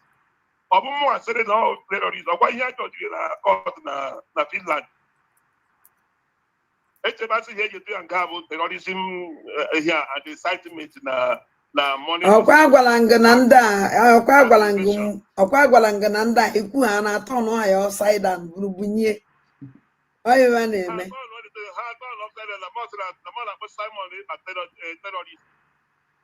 Ngwanezenu. Now, dear friends,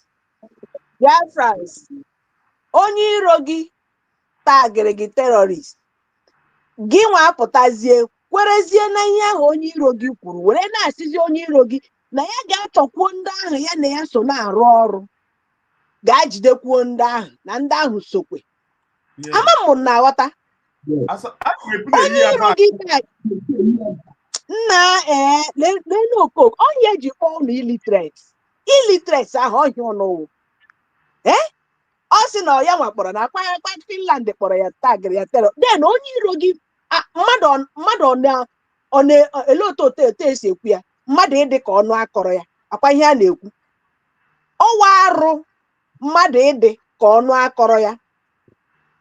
Onye iro gị akpọ gị terrorist happily gị sitie in your comfort zone wee na-asị onye iro gị ahụ na enwekwere ndị ọzọ ha kwesịrị ịga jide ndị ya na ya na-arụkọ ọrụ ha gakwuo ga jide ebe ha tag ya na onye nke a terrorist a ga-jidekwuo ndị ọzọ. Obieze echekwara na enwere ihe ịma. I withdraw those words m yuzuru mgbe ahụ na Obieze ka ha ihe mana nwanne iwu iti bọrịbọ iwu illiterate raise to square 5. Oh, here we Mazi. Us not boy at all this. Gain unto ofuma.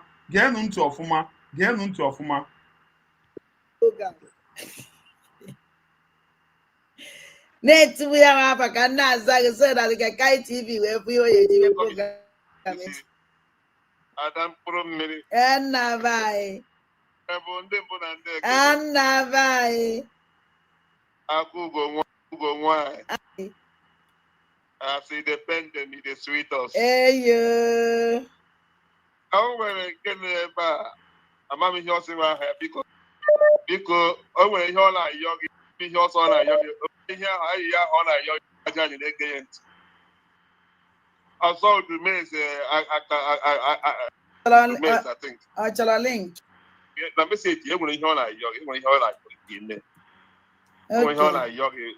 Against personal control base when you are okay because the mess will no link but or age link but they can phone open so then I get boy so even key phone number the phone number phone number 30 for anyone I am meji so I'm all about call ya that I like ya kuwara advice because mommy yes and I will illiterate.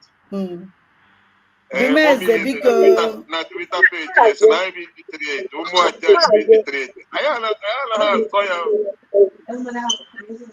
Ema ihe ịkọtụrụ ọ dị ka ị ga-emegharị ịbịara ịkpọ ya ibido from ebe ahụ that's ebe ahụ nọ na-akọ akụkọ Derek ka sa aha nwoke ahụ nwoke.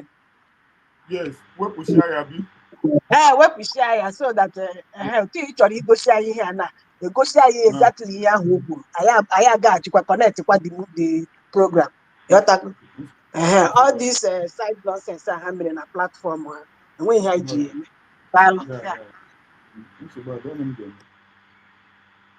I bido na ụbọchị ụtụtụ na-ekile egwu ihe anyị bụ anyị anọghị na propaganda anyị amaghị esi akọ the mess nna ba anyị esendigo m link ịkpọ na phone na my number ka ọ na-stream ịkpọ ọnụ ka ịkpanụ anyị amaghị ede mana at least anyị nwere prọfesọ ndị mbụ na ndị egede nata pitiri anyị oyibo ndị prọfesọ nna ka wedachi anyị adagakwa ha mahadum mana at least anyị nwere prọfesọ ndị mbụ na ndị egede ndị prọfesọ sụwa oyibo tụchisa ya data pritiere anyị ọlakwa asụ oyibo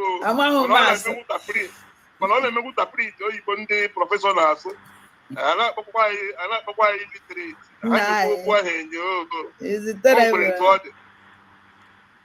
etu ọ dị bikọs mgbe iliterate ga-anọ na-akọwa oyibo ndị prọfesọ ọsọ na-akọwa ọkwa onye megburu dị magic agwa Jizọs Kraịst mgbe ọ nọ na tempụl na ndị prọfesọ ọsọ aghọtakwa ha m olume ọ na-apụta yes nna be anyị ọ na-apụta Obieze biko ka ihe nwere ikwu maka Ngozi Olagbugworo Fulani ihe ma pati ihe na Naịjirịa enweghị ihe gbagwojuru anyị anya ihe anyị nọkịta bụ evidence base ka anyị nọsi n'elu ihe na mbụ na mbụgodo ihe chọrọ ime ka Ngozi Olagbeze mata bụ eziokwu ọgbata obi atụkwara nga terorism CCS terorism igwe na idea ada ọgbata obi Simon Ekpa Finland tụrụ ya nga 6 years for terrorism igwe na idea okay for editing ọpụtago mba ihe na-ekwu ihe dị na news ka nna eme analyze okay because enwere ihe some people enweghị idea ha just na-agba kpere Finland tụrụ ya nga 6 years for terrorism Ngozi Olagbeze bụ chief of staff Simon Ekpa bụ the chief of terrorism so Ngozi Olagbeze nwere question to answer because ọma ihe mere ọgbata obi eji were mee terrorism o so were support ọgbata obi na terrorism o mere so ọ bụrụ ọmụnwa bụ lawyer Ngozi Olagbeze nwere question to answer yes because mgbe niile ahụ Simon Ekpa dey terrorize ebe niile ahụ nke terrorism ahụ Ngozi Olagbeze unanụ ya mgbe niile aha Simon na-eterorize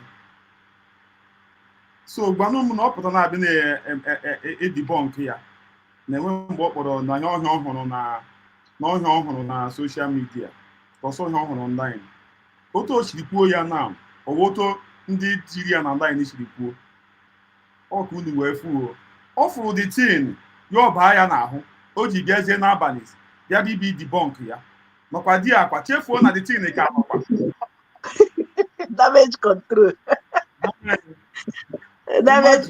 ka ha bịara ime ekwuone ya and ọ baana na internet can never forget again ọ nọrọ na you will explain tire otu a dimunu na-apụtakwa na-ekwu even nke ọ bịakwara ikwu ugbu a ọzọ ga-apụtakwa that is how it goes you can never be the same again once you nọ na part of that lie you will use lie to cover lie you will continue lying nke ọ bịara ime damage control na come and hear another lie and come and hear another falling out I mean ịdado okwu ọ ga-emisi ya nọkwa here again just listen daalụ maazị hapụ ka agawazie di ya ka ọ kpọtụ small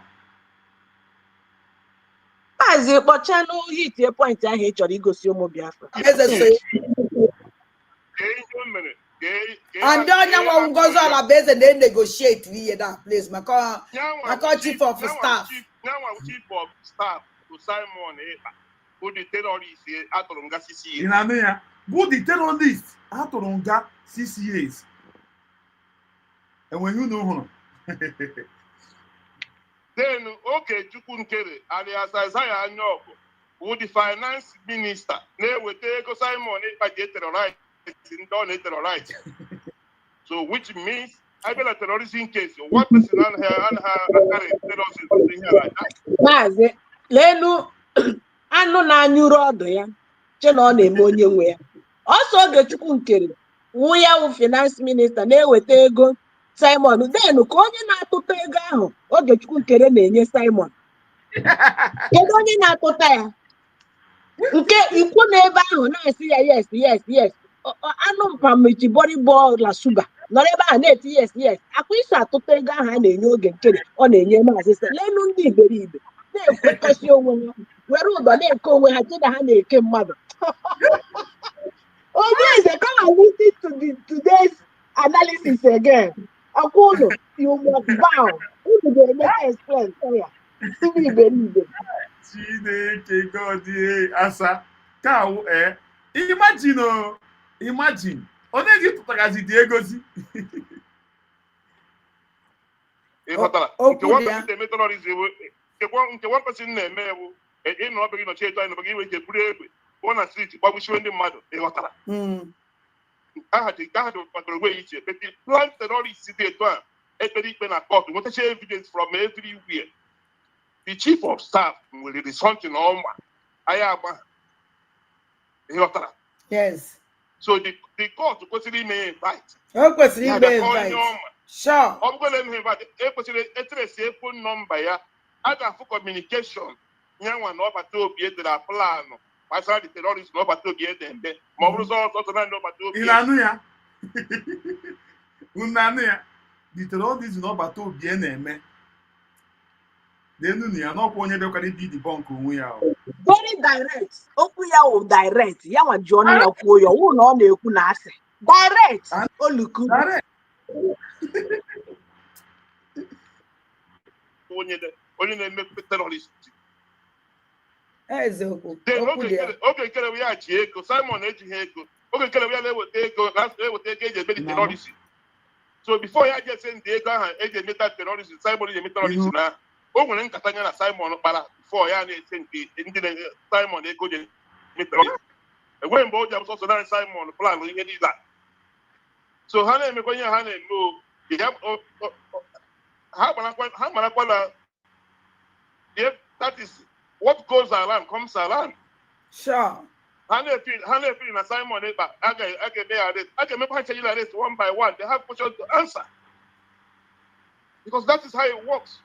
Onwe mgbe mmadụ gara abụọ n'ofu ọfisi na-arụ ọrụ enwe ụdị kesi dị enwe something dị etu a ga-ajụrụ onye ọbụla a ga-ajụ onye ọbụla ajụjụ. Ọ bụrụ na emechaa na ikpeazụ release ego a ga-ajụ onye ọbụla ajụjụ. Okwu dị ya. Gee ihe ma gbasara this particular thing. Gee ihe ma gbasara ya ka ejide ya phone gaa to ya phone. Mana communication in with that person. Must say when other people in na plan kwa somewhere else. Inano. Muna come when some other people have a plan kwa somewhere else they get terrorize. Unano kwa. On that terrorism man had to decide more. So we are here watching them. The more details on them in whether people basara ngozo la base. Also be literate. Unano. This useless guy. Uncle, this thing shows that only at the way he did Yana China Samuru. Only our complete DOS. And I don't understand because Anna put a hand up on it. It's like that program, Jonathan made a Radio Biafra. Now I want to submit a letter. How my here and fight since Scottish on a guru Simon ever. This man not here now. Some of them na DOS are Indian Kahadebia nation or didn't have issue. So any law they can go see that when the Simon ever, but here with their prayer since Scottish on 8 years. But only against it, they get anti, more Biafra against it, John Biafra. No, you can't get that. Only I got that this man, who one of the many enemy Simon Ebangwe, which are not your amma, and the Haganaba together. Now, make sure that now, if you couldn't also replicate, cover on a hand relation. Yes. But you can have an idea.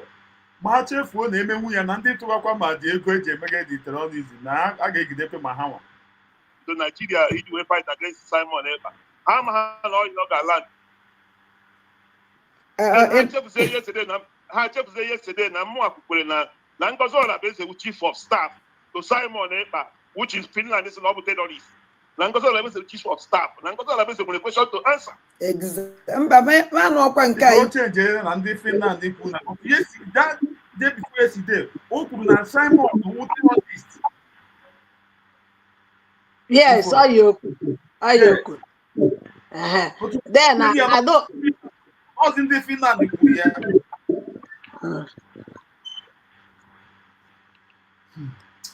I don't know what they are naming. Yes. You're also a financier. Yes, now.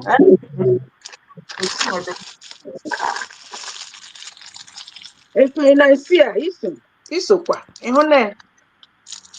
Ifune oge nke na anọkọta were ego na-enye ego atụtara ka ndị tụtara ego adụcha akwa iso tụta ego gị nọrọ ebe a na-ekwe yes ọ dị ka ebe adụchu ji ID kaadị ndị USB na-akpọkwa USB terrorist. It's just the same thing now. Ịghọtago? Adị egwu.